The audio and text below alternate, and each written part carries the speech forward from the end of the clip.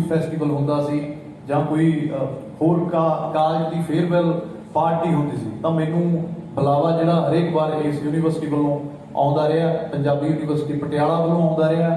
ਮੈਨੂੰ ਨਹੀਂ ਪਤਾ ਸੀ ਕਿ ਅੱਜ ਇਸ ਕਿਸਾਨੀ ਸੰਘਰਸ਼ ਜਿਹੜਾ ਸਾਡਾ ਪਿਛਲੇ 9 ਮਹੀਨਿਆਂ ਤੋਂ ਲਗਾਤਾਰ ਚੱਲ ਰਿਹਾ, ਉਹਦੇ ਸੰਬੰਧ ਵਿੱਚ ਵੀ ਇਸ ਯੂਨੀਵਰਸਿਟੀ ਦੇ ਵਿੱਚ ਵੀ ਇੱਕ ਵੱਡਾ ਸਮਾਗਮ ਹੋਊਗਾ। ਤਾਂ ਇਹ ਵੀਰ ਉਸ ਸਮਾਗਮ ਲਈ ਵਧਾਈ ਦੇ ਪਾਤਰ ਨੇ। ਇੱਕ ਤਾੜੀ ਤੁਸੀਂ ਇਹਨਾਂ ਦੇ ਲਈ ਜ਼ਰੂਰ ਲਾਓ। ਸਾਡੇ ਬੜੇ ਸਤਿਕਾਰਯੋਗ ਸੀਨੀਅਰ ਆਰਟਿਸਟ ਪੰਮੀ ਬਾਈ ਜੀ, ਨਰਵੈਰ ਪੰਨੂ, ਸਾਰੇ ਅੱਜ ਕੱਲਾ ਇਹ ਮੁੱਦਾ ਨਹੀਂ ਹੈਗਾ ਕਿ ਕੱਲੀਆਂ ਕਿਸਾਨ ਯੂਨੀਅਨ ਇਸ ਸੰਘਰਸ਼ ਦੇ ਵਿੱਚ ਡਟੀਆਂ ਹੋਈਆਂ ਨੇ। ਅੱਜ ਪੂਰਾ ਪੰਜਾਬ ਇਕਜੁੱਟ ਹੋ ਕੇ ਇਸ ਸੰਘਰਸ਼ ਦੇ ਵਿੱਚ ਡਟਿਆ ਹੋਇਆ। ਤਾਂ ਇਹ ਇੱਕ ਸਾਡੀ ਵੱਡੀ ਜਿੱਤ ਹੈ। ਪਹਿਲਾਂ ਆਪਾਂ 2 ਨਾਅਰੇ ਸਾਡੇ ਉਹਨਾਂ ਕਿਸਾਨ ਭਰਾਵਾਂ ਭੈਣਾਂ ਦੇ ਲਈ ਲਾਵਾਂਗੇ ਜਿਹੜੇ ਇਸ ਕਿਸਾਨੀ ਸੰਘਰਸ਼ ਦੇ ਵਿੱਚ ਸਾਨੂੰ ਅਲਵਿਦਾ ਕਹਿ ਗਏ, ਸਾਨੂੰ ਸ਼ਹਾਦਤ, ਉਹ ਇਸ ਸੰਘਰਸ਼ ਦੇ ਵਿੱਚ ਸ਼ਹਾਦਤ ਪਾ ਗਏ। ਕਿਸਾਨ ਮਜ਼ਦੂਰ ਏਕਤਾ ਜਿੰਦਾਬਾਦ, ਕਿਸਾਨ ਮਜ਼ਦੂਰ ਏਕਤਾ ਜਿੰਦਾਬਾਦ, ਮੋਦੀ ਸਰਕਾਰ, ਮੋਦੀ ਸਰਕਾਰ। ਹੁਣ ਥੋੜਾ ਜਿਹਾ ਪਿੱਛੇ ਚੱਲੀਏ, ਜਦੋਂ ਇਹ ਸੰਘਰਸ਼ ਸ਼ੁਰੂ ਹੋਇਆ, ਕਿਉਂਕਿ ਹੁਣ ਵੀ ਜਦੋਂ ਮੈਂ ਆਇਆ ਇੱਥੇ ਮੀਡੀਆ ਦਾ ਇੱਕ ਵੀਰ ਮੈਨੂੰ ਮੇਰੇ ਮੂਹਰੇ ਉਹਨੇ ਮੈਕ ਕੀਤਾ, ਤੇ ਵੈਸੇ ਪੰਨੂ ਸਾਹਿਬ ਬੈਠੇ ਨੇ, ਮੈਂ ਇਹਨਾਂ ਦਾ ਚੈਨਲ ਦੇਖਦਾ ਹੁੰਦਾ, ਬਹੁਤ ਨਿਰਪੱਖ ਗੱਲ ਕਰਦੇ ਆ, ਸਮਾਜ ਦੀ ਗੱਲ ਕਰਦੇ ਆ, ਸਮਾਜ ਤੇ ਸਵਾਲ ਚੱਕਦੇ ਆ, ਜਿਹੜਾ ਇੱਕ ਪੱਤਰਕਾਰ ਦਾ ਕੰਮ ਹੁੰਦਾ ਹੈ। ਤਾਂ ਅੱਜ ਦੀ ਮੈਂ ਕਿਸੇ ਚੈਨਲ ਨੂੰ ਜਾਂ ਕਿਸੇ ਪੱਤਰਕਾਰ ਨੂੰ ਮਾੜਾ ਨਹੀਂ ਕਹਿ ਰਿਹਾ, ਪਰ ਉਸ ਵੀਰ ਦਾ ਪਹਿਲਾ ਸਵਾਲ ਇਹ ਸੀਗਾ ਕਿ ਬਾਈ ਜੀ ਅੱਜ ਤੁਸੀਂ ਇੱਥੇ ਪਹੁੰਚੇ ਹੋ, ਹੋਰ ਬਾਕੀ ਕਲਾਕਾਰ ਕਿਉਂ ਨਹੀਂ ਪਹੁੰਚ ਰਹੇ, ਅੱਜ ਕਿਸਾਨੀ ਸੰਘਰਸ਼ ਇੰਨਾ ਠੰਡਾ ਕਿਉਂ ਪੈ ਗਿਆ? ਤਾਂ ਪਹਿਲਾ ਹੀ ਸਵਾਲ ਜਿਹੜਾ ਉਹ ਨਾ ਪੱਖੀ ਢਹਿੰਦੀ ਕਲਾ ਵੱਲ ਨੂੰ ਗਿਆ। ਤਾਂ ਮੈਂ ਉਹਨੂੰ ਕਿਹਾ ਕਿ ਦੇਖੋ, ਮੈਂ ਇੱਥੇ ਪਹੁੰਚਿਆ, ਸਾਡੇ ਆਗੂ ਪਹੁੰਚੇ ਨੇ, ਨਰਵੈਰ ਪਹੁੰਚੇ ਆ, ਪੰਮੀ ਬਾਈ ਜੀ ਪਹੁੰਚੇ ਨੇ, ਹੋਰ ਵੀ ਬੜੀਆਂ ਮੰਚਾਂ ਤੇ ਅਸੀਂ ਪਰਸੋਂ ਚੌਥੇ ਪ੍ਰੋਗਰਾਮ ਕਰਕੇ ਆਏ ਆ। ਸਾਰਾ ਪੰਜਾਬ ਇਕਜੁੱਟ ਹੈ। ਜਦੋਂ ਇਹ ਤਾਂ ਸੰਘਰਸ਼ ਸਾਡਾ 9 ਮਹੀਨੇ ਲੰਬਾ ਹੋ ਗਿਆ, ਜਦੋਂ ਆਪਾਂ ਇੱਕ ਘਰ ਦੇ ਵਿੱਚ ਵਿਆਹ ਵੀ ਕਰਦੇ ਆ ਤਾਂ ਉਹਦੇ ਵਿੱਚ ਵੀ ਆਪਾਂ ਡਿਊਟੀਆਂ ਵੰਡ ਲੈਂਦੇ ਆ ਕਿ ਆ ਫਲਾਣਾ ਕੰਮ ਭੂਆ ਕਰੂਗੀ, ਫਲਾਣਾ ਕੰਮ ਮਾਮਾ ਕਰੂਗਾ, ਤੇ ਆ ਟੈਂਟਾਂ ਵਾਲੇ ਨੂੰ ਸਾਡਾ ਚਾਚਾ ਕਹਿ ਕੇ ਆਊਗਾ। ਤਾਂ ਇਹ ਤਾਂ ਇੱਕ ਸਾਡਾ ਉਹ ਸੰਘਰਸ਼ ਹੈ, ਐਸੀ ਸਟੇਟ ਨਾਲ, ਐਸੀ ਪਾਵਰ ਨਾਲ ਜਿਹਦੇ ਕੋਲ ਇੰਨੀ ਜ਼ਿਆਦਾ ਤਾਕਤ ਹੈ, ਉਹ ਟਾਈਮ ਤੇ ਉਸ ਤਾਕਤ ਦਾ ਸਾਡੇ ਤੇ ਕਿਵੇਂ ਇਸਤੇਮਾਲ ਕਰਦੀ ਹੈ। ਉਸ ਤਾਕਤ ਦੇ ਵਿੱਚ ਸਭ ਤੋਂ ਵੱਡਾ ਜਿਹੜਾ ਯੋਗਦਾਨ ਆਉਂਦਾ ਹੈ ਉਹ ਪ੍ਰਸ਼ਾਸਨ ਦਾ ਹੁੰਦਾ ਹੈ, ਕਿ ਪ੍ਰਸ਼ਾਸਨ ਦਾ ਕੰਮ ਹੈ ਇੱਕ ਸਮਾਜ ਨੂੰ ਇੱਕ ਚੰਗੀ ਢੰਗ ਤਰੀਕੇ ਦੀ ਜ਼ਿੰਦਗੀ ਦੇਣਾ, ਕਿਤੇ ਕੋਈ ਵਧੀਕੀ ਨਾ ਹੋਵੇ, ਵੱਧ ਘੱਟ ਨਾ ਹੋਵੇ, ਧਿਆਨ ਰੱਖਣਾ, ਖਿਆਲ ਰੱਖਣਾ। ਅੱਜ ਕੱਲ ਦਾ ਪ੍ਰਸ਼ਾਸਨ ਕੀ ਕਰ ਰਿਹਾ? ਤੁਸੀਂ ਪਿਛਲੇ ਦਿਨਾਂ 'ਚ ਇੱਕ ਵੀਡੀਓ ਦੇਖੀ ਹੋਣੀ ਜਿਹਦੇ ਵਿੱਚ ਕਰਨਾਲ ਦਾ ਐਸਡੀਐਮ ਕਹਿ ਰਿਹਾ ਕਿ ਡੰਡਾ ਐਸੀ ਥਾਂ ਤੇ ਮਾਰਨਾ ਕਿ ਸਿਰ ਹੈ ਜਿਹੜਾ ਉਹ ਪਾੜ ਜਾਵੇ, ਲੱਤ ਤੇ ਡੰਡਾ ਨਹੀਂ ਮਾਰਨਾ। ਐਸਐਚਓ ਜਿਹਦੇ ਸਿਰ ਤੇ ਪੱਗ ਬੰਨੀ ਹੋਈ ਸੀ, ਅੱਜ ਉਹਦਾ ਮੈਂ ਇੰਟਰਵਿਊ ਕਿਸੇ ਚੈਨਲ ਤੇ ਸੁਣ ਰਿਹਾ ਸੀ, ਉਹਨੇ ਕਿਹਾ ਕਿ ਤੁਸੀਂ ਮੇਰੀ ਇਕੱਲੇ ਦੀ ਗੱਲ ਕਿਉਂ ਕਰਦੇ ਹੋ? ਉੱਥੇ ਹੋਰ ਵੀ ਬੜੀਆਂ ਬਰਾਦਰੀਆਂ ਦੇ ਲੋਕ ਸੀ, ਉਹਨਾਂ ਨੇ ਵੀ ਲਾਠੀ ਚਾਰਜ ਕੀਤਾ। ਦੇਖੋ ਉਸ ਬੰਦੇ ਦੀ ਭਾਵਨਾ ਦੇਖੋ, ਸੋਚ ਕੀ ਸੀ ਕਿ ਸਾਨੂੰ ਧਰਮਾਂ ਦੇ ਨਾਂ ਤੇ ਪਾੜ ਦਈਏ। ਅੱਜ ਅਸੀਂ ਉਸ ਤਸ਼ੱਦਦ ਬਾਰੇ ਗੱਲ ਨਾ ਕਰੀਏ ਜਿਹੜਾ ਗਵਰਨਮੈਂਟ ਵੱਲੋਂ, ਖੱਚਰ ਸਰਕਾਰ ਵੱਲੋਂ ਕਿਸਾਨਾਂ ਤੇ ਕੀਤਾ ਗਿਆ, ਸ਼ਾਂਤਮਈ ਤਰੀਕੇ ਨਾਲ ਸੰਘਰਸ਼ ਕਰ ਰਹੇ ਕਿਸਾਨਾਂ ਤੇ ਕੀਤਾ ਗਿਆ। ਤਾਂ ਉਹ ਜਦੋਂ ਪੱਖ ਮੀਡੀਆ ਦੇ ਸਾਹਮਣੇ ਆਇਆ ਵੀ ਉਹਨੇ ਇਹ ਨਹੀਂ ਕਿਹਾ ਕਿ ਮੈਂ ਮਾਫੀ ਮੰਗਦਾ, ਮੇਰੇ ਤੋਂ ਗਲਤੀ ਹੋ ਗਈ ਇਸ ਚੀਜ਼ ਦੀ। ਕਹਿੰਦਾ ਜੀ ਤੁਸੀਂ ਮੇਰੀ ਗੱਲ ਕਿਉਂ ਕਰ ਰਹੇ ਹੋ? ਜਿਹੜੀਆਂ ਬਾਕੀ ਬਰਾਦਰੀਆਂ ਦੇ ਉੱਥੇ ਲੋਕ ਵੀ ਆਏ ਹੋਏ ਸੀ, ਤੁਸੀਂ ਉਹਨਾਂ ਦੇ ਸਵਾਲ ਨਹੀਂ ਚੁੱਕ ਰਹੇ, ਤੁਸੀਂ ਮੈਨੂੰ ਇਕੱਲੇ ਨੂੰ ਟਾਰਗੇਟ ਕਰ ਰਹੇ ਹੋ। ਸਾਨੂੰ ਉਹਦੇ ਤੇ ਗੁੱਸਾ ਤਾਂ ਆਉਂਦਾ ਕਿਉਂਕਿ ਉਹ ਸਾਡਾ ਆਪਣਾ ਸੀ, ਉਹਦੇ ਸਿਰ ਤੇ ਪੱਗ ਬੰਨੀ ਹੋਈ ਸੀ। ਗੱਲ ਇਹ ਨਹੀਂ ਕਿ ਸਿਰ ਤੇ ਪੱਗ ਬੰਨੀ ਹੋਈ ਸੀ, ਅਸੀਂ ਸਾਰੇ ਇੱਕ ਹਾਂ। ਅੱਜ ਸਭ ਤੋਂ ਵੱਡੀ ਇਸ ਅੰਦੋਲਨ ਦੀ ਜਿੱਤ ਇਹ ਹੈ ਕਿ ਸਾਡੇ 'ਚ ਆਪਸੀ ਭਾਈਚਾਰਕ ਸਾਂਝ ਹੈ ਜਿਹੜੀ ਉਹ ਬਹੁਤ ਵੱਡੇ ਪੱਧਰ ਤੇ ਆਈ ਹੈ। ਪਰ ਫਿਰ ਵੀ ਉਹ ਇੱਕ ਆਪਦੇ ਜਿਹੜੇ ਉੱਤੇ ਉਹਨਾਂ ਦੇ ਅਫਸਰ ਬੈਠੇ ਆ, ਉਹਨਾਂ ਨੂੰ ਖੁਸ਼ ਕਰਨ ਦੇ ਲਈ, ਆਪਦੀ ਇੱਕ ਚੌਧਰ ਕ੍ਰੀਏਟ ਕਰਨ ਦੇ ਲਈ ਕਿ ਮੈਂ ਬਹੁਤ ਵੱਡਾ ਅਫਸਰਾਂ ਤੇ ਮੈਂ ਕਿਸਾਨਾਂ ਦੇ ਲਾਠੀ ਚਾਰਜ ਕਰਕੇ ਆਪਦੇ ਜਿਹੜੇ ਮੇਰੇ ਉੱਤੇ ਅਫਸਰ ਨੇ ਮੈਂ ਉਹਨਾਂ ਨੂੰ ਖੁਸ਼ ਕਰ ਲੂੰਗਾ, ਸਿਰਫ ਇੱਕ ਦਿਖਾਵੇ ਦੇ ਲਈ, ਇੱਕ ਉਸ ਕੌਮ ਦੇ, ਇੱਕ ਉਸ ਮੈਂ ਕਹਿੰਦਾ ਕਿ ਜਿਹਨੂੰ ਰੱਬ ਦਾ ਰੁਤਬਾ ਕਿਸਾਨ ਨੂੰ ਦਿੱਤਾ ਜਾਂਦਾ, ਤਸ਼ੱਦਦ ਕੀਤਾ, ਜਿਹੜਾ ਕਿ ਮਤਲਬ ਬੜੀ ਹੀ ਇੱਕ ਹਰ ਇੱਕ ਬੰਦੇ ਨੇ ਉਹਦੀ ਨਿੰਦਾ ਕੀਤੀ। ਤੁਸੀਂ ਸਾਰੇ ਜਣਿਆਂ ਨੇ ਬਖੂਬੀ ਉਹ ਵੀਡੀਓ ਦੇਖੀ, ਵਾਇਰਲ ਹੋਈ। ਮੈਂ ਜਦੋਂ ਇਸ ਸੰਘਰਸ਼ ਦੇ ਵਿੱਚ ਆਇਆ, ਮੈਨੂੰ ਬਹੁਤ ਵਾਰੀ ਪੱਤਰਕਾਰ ਪੁੱਛਦੇ ਨੇ ਕਿ ਬਾਈ ਜੀ ਤੁਹਾਡਾ ਤਾਂ ਇਹ ਪ੍ਰੋਫੈਸ਼ਨ ਹੀ ਨਹੀਂ ਸੀ, ਤੇ ਮੈਂ ਇੱਥੇ ਇਹ ਵੀ ਸੱਚ ਕਹਿਣਾ ਕਿ ਮੇਰਾ ਵਾਕਈ ਕੋਈ ਲੈਣਾ ਦੇਣਾ ਨਹੀਂ ਸੀ। ਨਾ ਅੱਜ ਤੋਂ ਪਹਿਲਾਂ ਜਿੰਨੇ ਸੰਘਰਸ਼ ਹੋਏ ਨੇ, ਕੁਝ ਵੀ ਹੋਇਆ, ਆਮ ਲੋਕਾਂ ਦੇ ਵਾਂਗੂ ਜਿਵੇਂ ਪੋਸਟਾਂ ਪਾ ਕੇ ਕਈ ਵਾਰੀ ਪਾਸੇ ਹੋ ਜਾਂਦੇ ਆ, ਪਰ ਉਹਨਾਂ ਪੋਸਟਾਂ ਦੇ ਵਿੱਚ ਵੀ ਇੱਕ ਸਪੋਰਟ ਹੁੰਦੀ ਹੈ। ਜਦੋਂ ਇਹ ਸੰਘਰਸ਼ ਸ਼ੁਰੂ ਹੋਇਆ ਤਾਂ ਸਭ ਤੋਂ ਪਹਿਲਾਂ ਮੇਰੇ ਖਿਆਲ 'ਚ ਪਿੱਪਲੀ ਦੇ ਵਿੱਚ ਇੱਕ ਲਾਠੀ ਚਾਰਜ ਹੋਇਆ। ਜਦੋਂ ਤੁਸੀਂ ਹੁਣ ਪਿਛਲੇ ਦਿਨਾਂ 'ਚ ਇੱਕ ਵੀਡੀਓ ਦੇਖੀ, ਇੱਕ ਫੋਟੋ ਦੇਖੀ, ਕਰਨਾਲ ਦੇ ਵਿੱਚ ਜਿਹੜਾ ਲਾਠੀ ਚਾਰਜ ਹੋਇਆ, ਜਿਸ ਵੀਰ ਨੂੰ ਲਹੂ ਲਹਾਨ ਕਰ ਦਿੱਤਾ ਗਿਆ ਸੀ, ਐਦਾਂ ਹੀ ਉੱਥੇ ਇੱਕ ਬਜ਼ੁਰਗ ਦੀ ਵੀਡੀਓ ਵਾਇਰਲ ਹੋਈ ਜਿਹਦੇ ਸਿਰ ਦੇ ਵਿੱਚ ਇੱਕ ਡੰਡਾ ਵੱਜਿਆ ਤੇ ਉਹ ਖੂਨ ਨਾਲ ਪੂਰਾ ਲੱਥਪੱਥ ਸੀ। ਮੈਂ ਤੇ ਮੇਰੇ ਦੋਸਤ ਅਸੀਂ ਘਰੇ ਬੈਠੇ ਸੀ। ਉਦੋਂ ਇਹ ਜਿਹੜਾ ਸੰਘਰਸ਼ ਹੈ ਬਿਲਕੁਲ ਸ਼ੁਰੂਆਤ ਹੀ ਹੋਈ ਸੀ ਉਹਦੀ। ਜਥੇਬੰਦੀਆਂ ਨੇ ਧਰਨੇ ਲਾਉਣੇ ਸ਼ੁਰੂ ਕੀਤੇ ਸੀ। ਤਾਂ ਉਹ ਫੋਟੋ ਦੇਖ ਕੇ ਮੈਨੂੰ ਲੱਗਿਆ ਕਿ ਨਹੀਂ ਯਾਰ, ਸਾਨੂੰ ਜਾਣਾ ਚਾਹੀਦਾ ਹੈ। ਬੇਸ਼ੱਕ ਮੇਰੇ ਕਈ ਦੋਸਤ ਵਿੱਚ ਮੇਰੇ ਇਦਾਂ ਦੇ ਸੀ ਜਿਹੜੇ ਕਹਿੰਦੇ ਸੀ ਵੀ ਹਲੇ ਆਪਾਂ ਦੇਖੀਏ ਕੀ ਬਣਦਾ ਕੀ ਨਹੀਂ ਬਣਦਾ। ਮੈਂ ਕਿਹਾ ਨਹੀਂ, ਸਾਡਾ ਇਹ ਫਰਜ਼ ਬਣਦਾ। ਜੇ ਸਾਡੇ ਬਜ਼ੁਰਗ ਸਾਡੇ ਕਰਕੇ ਡਾਂਗਾ ਖਾ ਸਕਦੇ ਆ ਤਾਂ ਅਸੀਂ ਤਾਂ ਨੌਜਵਾਨ ਆ, ਅਸੀਂ ਤਾਂ ਆਉਣ ਵਾਲੀਆਂ ਜ਼ਮੀਨਾਂ ਦੇ ਮਾਲਕ ਆ। ਇਹਨਾਂ ਨੇ ਤਾਂ ਆਪਣੀ ਉਮਰ ਹੰਢਾ ਲਈ, ਕਿਉਂਕਿ ਇਹ ਜਿਹੜੀਆਂ ਜ਼ਮੀਨਾਂ ਦੀ ਲੜਾਈ ਆ ਇਹ ਇਹਨਾਂ ਬਜ਼ੁਰਗਾਂ ਦੀ ਨਹੀਂ। ਜਿਵੇਂ ਪੰਨੂ ਸਾਹਿਬ ਨੇ ਕਿਹਾ, ਇਹ ਸਾਡੀ ਹੈ। ਹਰ ਇੱਕ ਬੰਦੇ ਕੋਲੇ 20 ਲੱਖ 25 ਲੱਖ ਨਹੀਂ ਹੈਗਾ ਕਿ ਉਹ ਲਾ ਕੇ ਕੈਨੇਡਾ ਚਲੇ ਜਾਵੇ। ਫਿਰ ਦੂਜੀ ਵੱਡੀ ਗੱਲ ਇਹ ਹੈ ਕਿ ਇਹਨਾਂ ਜ਼ਮੀਨਾਂ ਦੇ ਨਾਲ, ਪੰਜਾਬ ਦੇ ਨਾਲ ਸਾਡਾ ਇੱਕ ਬਹੁਤ ਵੱਡਾ ਇਤਿਹਾਸ, ਬਹੁਤ ਵੱਡਾ ਇੱਕ ਵਿਰਸਾ ਜੁੜਿਆ ਹੋਇਆ ਹੈ। ਅੱਜ ਤਾਂ ਅਸੀਂ ਬੇਸ਼ੱਕ ਚਾਹੇ ਬਹੁਤ ਮਾਡਰਨ ਹੋ ਗਏ ਆ, ਸਾਡਾ ਰਹਿਣਾ ਸਹਿਣਾ ਢੰਗ ਤਰੀਕਾ ਬਦਲ ਗਿਆ। ਜਿੱਦਾਂ ਬਾਈ ਜੀ ਉਹਨਾਂ ਨੇ ਕਿਹਾ ਕਿ ਸਾਡੇ ਡਰਾਇੰਗ ਰੂਮਾਂ ਦੇ ਵਿੱਚ ਬਹੁਤ ਅੰਗਰੇਜ਼ ਰਾਜਿਆਂ ਮਹਾਰਾਜਿਆਂ ਦੀਆਂ ਫੋਟੋਆਂ ਲੱਗੀਆਂ ਹੋਈਆਂ ਨੇ, ਪਰ ਪਹਿਲਾਂ ਜਿਹੜਾ ਸਾਡਾ ਰਹਿਣ ਸਹਿਣ ਸੀ, ਜਿਵੇਂ ਸਾਡੇ ਬੜੇ ਸਤਿਕਾਰਯੋਗ ਬਜ਼ੁਰਗ ਸਾਡੇ ਮੂਹਰੇ ਬੈਠੇ ਆ, ਹੁਣ ਜਦੋਂ ਬਾਹਲਾ ਲੰਮਾ ਸਮਾਂ ਹੋ ਗਿਆ ਬੈਠਿਆਂ ਨੂੰ ਤਾਂ ਕੀ ਕੀਤਾ, ਚੱਪਲ ਖੋਲ ਕੇ ਦੋ ਹੀ ਪੈਰ ਸੋਫੇ ਦੇ ਉੱਤੇ ਕੰਫਰਟੇਬਲ ਹੋ ਕੇ ਬਹਿ ਗਏ। ਇਹ ਇੱਕ ਸਾਡਾ ਭੋਲਾਪਣ ਹੈ। ਪਹਿਲਾਂ ਇਹੀ ਹੁੰਦਾ ਸੀ ਕਿ ਜੋ ਸਾਡਾ ਰਹਿਣ ਸਹਿਣ ਢੰਗ ਤਰੀਕਾ, ਪਿੰਡਾਂ ਦੇ ਵਿੱਚ ਲਾਈਟ ਚਲੇ ਜਾਣੀ ਤਾਂ ਅਸੀਂ ਮੋਟਰਾਂ ਦੇ ਉੱਤੇ ਚਲੇ ਜਾਣਾ, ਜਿੱਥੇ ਜਾਮਣਾ ਅਮਰੂਦ ਬਹੁਤ ਕੁਝ ਲੱਗਿਆ ਹੁੰਦਾ ਸੀ। ਖੇਤੀ ਵੀ ਕਰਨੀ, ਮੇਰਾ ਪਿੰਡ ਨੇੜੇ ਚੰਡੀਗੜ੍ਹ ਦੇ ਆ, ਸਾਡੇ ਜ਼ਮੀਨਾਂ ਘੱਟ ਹੁੰਦੀਆਂ ਸੀ ਤਾਂ ਖੇਤੀ ਬਲਦਾਂ ਦੇ ਨਾਲ ਕੀਤੀ ਜਾਂਦੀ ਸੀ। ਤਾਂ ਅਸੀਂ ਉਹਨਾਂ ਬਜ਼ੁਰਗਾਂ ਨੂੰ ਦੇਖਿਆ, ਉਹਨਾਂ ਮੋਟਰਾਂ ਤੇ ਨਹਾ ਕੇ, ਉਹ ਇੱਕ ਪੂਰਾ ਪ੍ਰੋਸੀਜਰ ਬਣਿਆ ਹੋਇਆ, ਇੱਕ ਸਿਸਟਮ ਬਣਿਆ ਹੋਇਆ ਜਿਹੜਾ ਸਾਡੇ, ਮੈਨੂੰ ਲੱਗਦਾ ਕਿ ਸਾਡੇ ਹਰ ਇੱਕ ਪੰਜਾਬੀ ਦੇ, ਹਰ ਇੱਕ ਕਿਸਾਨ ਦੇ ਖੂਨ ਦੇ ਵਿੱਚ ਵੜਿਆ ਹੋਇਆ, ਜਿਹੜਾ ਨਿਕਲ ਨਹੀਂ ਸਕਦਾ। ਸੋ ਇਹ ਲੜਾਈ ਸਾਡੀ ਤਾਂ ਵੀ ਮਹੱਤਵਪੂਰਨ ਹੋ ਜਾਂਦੀ ਹੈ, ਕਿਉਂਕਿ ਇੱਕ ਜਿਵੇਂ ਅੱਜ ਸਾਨੂੰ ਪਤਾ ਲੱਗੇ ਕਿ ਅੱਜ ਇਹ ਪਿੰਡ ਹੈ ਤੇ ਇੱਥੇ ਦੇ ਖੇਤ ਨੇ, ਕੱਲ ਨੂੰ ਪਤਾ ਲੱਗੇ ਕਿ ਇੱਥੇ ਕਾਰਪੋਰੇਟ ਘਰਾਣੇ ਆ ਗਏ। ਜਿੱਦਾਂ ਬਾਈ ਜੀ ਨੇ ਦੱਸਿਆ ਕਿ ਮੋਗੇ ਦੇ ਵਿੱਚ ਬਹੁਤ ਵੱਡਾ ਸੈਲੋ ਬਣ ਗਿਆ। ਅਸੀਂ ਇਹ ਕਦੇ ਵੀ ਜਰ ਨਹੀਂ ਸਕਦੇ, ਸਭ ਤੋਂ ਇਹ ਜਰਿਆ ਨਹੀਂ ਜਾਊਗਾ ਜੇ ਗਵਰਨਮੈਂਟ, ਵੈਸੇ ਤਾਂ ਚਲੋ ਜਿਵੇਂ ਦਰਸ਼ਨਪਾਲ ਜੀ ਨੇ ਕਿਹਾ ਕਿ ਇਹ ਕਾਨੂੰਨ ਲਾਗੂ ਨਹੀਂ ਹੋਣੇ, ਪਰ ਫਿਰ ਵੀ ਜੇ ਗਵਰਨਮੈਂਟ ਧੱਕਾ ਕਰੂਗੀ ਕਿ ਕੋਈ ਐਮਰਜੈਂਸੀ ਲਾ ਕੇ ਜਾਂ ਕੁਝ ਇਦਾਂ ਦਾ ਸਿਸਟਮ ਲਾ ਕੇ, ਕਿਉਂਕਿ ਜਿੱਦਾਂ ਕਿਲਾ ਉਹਨਾਂ ਦੀ ਗਰਦਨ 'ਚ ਫਸਿਆ ਸੈਂਟਰ ਦੀ ਸਰਕਾਰ 'ਚ, ਮੈਨੂੰ ਨਹੀਂ ਲੱਗਦਾ ਇਤਿਹਾਸ ਦੇ ਵਿੱਚ ਐਸੀ ਕੋਈ ਸਰਕਾਰ ਆਈ ਹੋਊਗੀ। ਤਾਂ ਇਹ ਜਿਹੜਾ ਪੰਜਾਬ ਹੈ ਇਹ ਦੁਬਾਰੇ ਤਖਤੇ ਪਲਟ ਵੱਲ ਨੂੰ ਵਧੂਗਾ ਤੇ ਇਹ ਪਹਿਲ ਕਰੂਗਾ। ਇੱਥੇ ਮਾਰਕਾਟ ਹੋਊਗੀ, ਕਿਉਂਕਿ ਅਸੀਂ ਕਦੇ ਵੀ ਜਰ ਨਹੀਂ ਸਕਦੇ ਕਿ ਕੋਈ ਬਗਾਨਾ ਬੰਦਾ ਆ ਕੇ, ਮਤਲਬ ਕਾਰਪੋਰੇਟ ਘਰਾਣੇ ਤਾਂ ਬਹੁਤ ਦੂਰ ਦੀ ਗੱਲ ਹੈ। ਜਦੋਂ ਸਾਡੇ ਚਾਚੇ ਤਾਇਆਂ 'ਚ ਸ਼ਰੀਕਾ ਹੋ ਜਾਂਦਾ ਕਿ ਜਦੋਂ ਅਸੀਂ ਕਹਿ ਦਈਏ ਵੀ ਤੂੰ ਮੇਰੀ ਵੱਟ ਵੀ ਥੋੜੀ ਜਿਹੀ ਤਵੀਆਂ ਨਾਲ ਬਾਹਰ ਨਹੀਂ, ਸਾਡੇ ਉਹਦੇ ਪਿੱਛੇ ਵੀ ਲੜਾਈਆਂ ਹੋ ਜਾਂਦੀਆਂ ਨੇ। ਤਾਂ ਮੈਨੂੰ ਨਹੀਂ ਲੱਗਦਾ ਕਿ ਪੰਜਾਬੀ ਜਾਂ ਕਿਸਾਨ ਇਹ ਜਰੂਗਾ ਕਿ ਕੋਈ ਬਾਹਰਲੀ ਤਾਕਤ ਆ ਕੇ ਸਾਡਿਆਂ ਖੇਤਾਂ ਦੇ ਵਿੱਚ ਕਬਜ਼ਾ ਕਰੇ। ਦੂਜੀ ਗੱਲ ਇਹ ਹੈ ਕਿ ਕਈ ਵੀਰ ਹੁਣ ਕਹਿ ਦਿੰਦੇ ਆ ਕਿ ਸੰਘਰਸ਼ ਹੈ ਜਿਹੜਾ ਬਹੁਤ ਲੰਬਾ ਪੈ ਗਿਆ। ਤਾਂ ਮੈਂ ਇਹ ਕਹਿਣਾ ਚਾਹੂੰਗਾ ਕਿ ਸੰਘਰਸ਼ ਲੰਬਾ ਅਸੀਂ ਨਹੀਂ ਪਾਇਆ, ਸੰਘਰਸ਼ ਲੰਬਾ ਗਵਰਨਮੈਂਟ ਨੇ ਪਾਇਆ। ਬੜੇ ਸੂਝਵਾਨ ਆਗੂ ਨੇ, ਬਹੁਤ ਨੌਲੇਜ ਹੈ। ਅਸੀਂ ਬਚਪਨ ਦੇ ਵਿੱਚ, ਮੈਂ ਬਹੁਤ ਛੋਟਾ ਹੁੰਦਾ ਸੀ ਤਾਂ ਜਦੋਂ ਪਿੰਡਾਂ ਚੋਂ ਇਹ ਬਜ਼ੁਰਗ ਜਾਂਦੇ ਹੁੰਦੇ ਸੀ ਧਰਨਿਆਂ ਤੇ, ਤਾਂ ਅਕਸਰ ਜਿਹੜੇ ਜਦੋਂ ਅਸੀਂ ਪੁੱਛਣਾ ਕਿ ਬਾਪੂ ਨਹੀਂ ਕਿੱਥੇ ਚੱਲੇ ਨੇ, ਤਾਂ ਬੇਬੇ ਨੇ ਹੱਸ ਕੇ ਕਹਿ ਦੇਣਾ ਵੀ ਅੱਜ ਵਿਚਾਰੇ ਫਿਰ ਡਾਂਗਾ ਖਾਣ ਚੱਲੇ ਨੇ। ਉਦੋਂ ਇਹ ਚੀਜ਼ ਸਾਨੂੰ ਸਮਝ ਨਹੀਂ ਲੱਗਦੀ ਸੀ ਵੀ ਇਹ ਕਿਉਂ ਡਾਂਗਾ ਖਾਣ ਚੱਲੇ ਨੇ, ਕਿਉਂਕਿ ਉਹ ਉਮਰ ਉਹੀ ਜੀ ਸੀ। ਤਾਂ ਅੱਜ ਪਤਾ ਲੱਗਦਾ ਕਿ ਇਹ ਬਜ਼ੁਰਗ ਉਹ ਹੀਰੇ ਨੇ ਜੇ ਉਦੋਂ ਤੋਂ ਲੈ ਕੇ ਅੱਜ ਕਈ ਲੋਕ ਕਹਿ ਦਿੰਦੇ ਨੇ ਇਹ ਬੁੜੇ ਹੋ ਗਏ ਜੀ, ਇਹਨਾਂ 'ਚ ਹੁਣ ਉਨੀ ਸੋਚਣ ਸ਼ਕਤੀ ਦੀ ਤਾਕਤ ਨਹੀਂ ਰਹੀ। ਅੱਜ ਇਹ ਪਤਾ ਲੱਗਦਾ ਕਿ ਜੇ ਇਹ ਬੁੜੇ ਸਾਡੇ ਕੋਲ ਨਾ ਹੁੰਦੇ ਤਾਂ ਅਸੀਂ ਅੱਜ ਦਿੱਲੀ ਦੀਆਂ ਸਰਹੱਦਾਂ ਦੀਆਂ ਚਾਰੇ ਪਾਸਿਓਂ ਦੱਬੀ ਨਾ ਬੈਠੇ।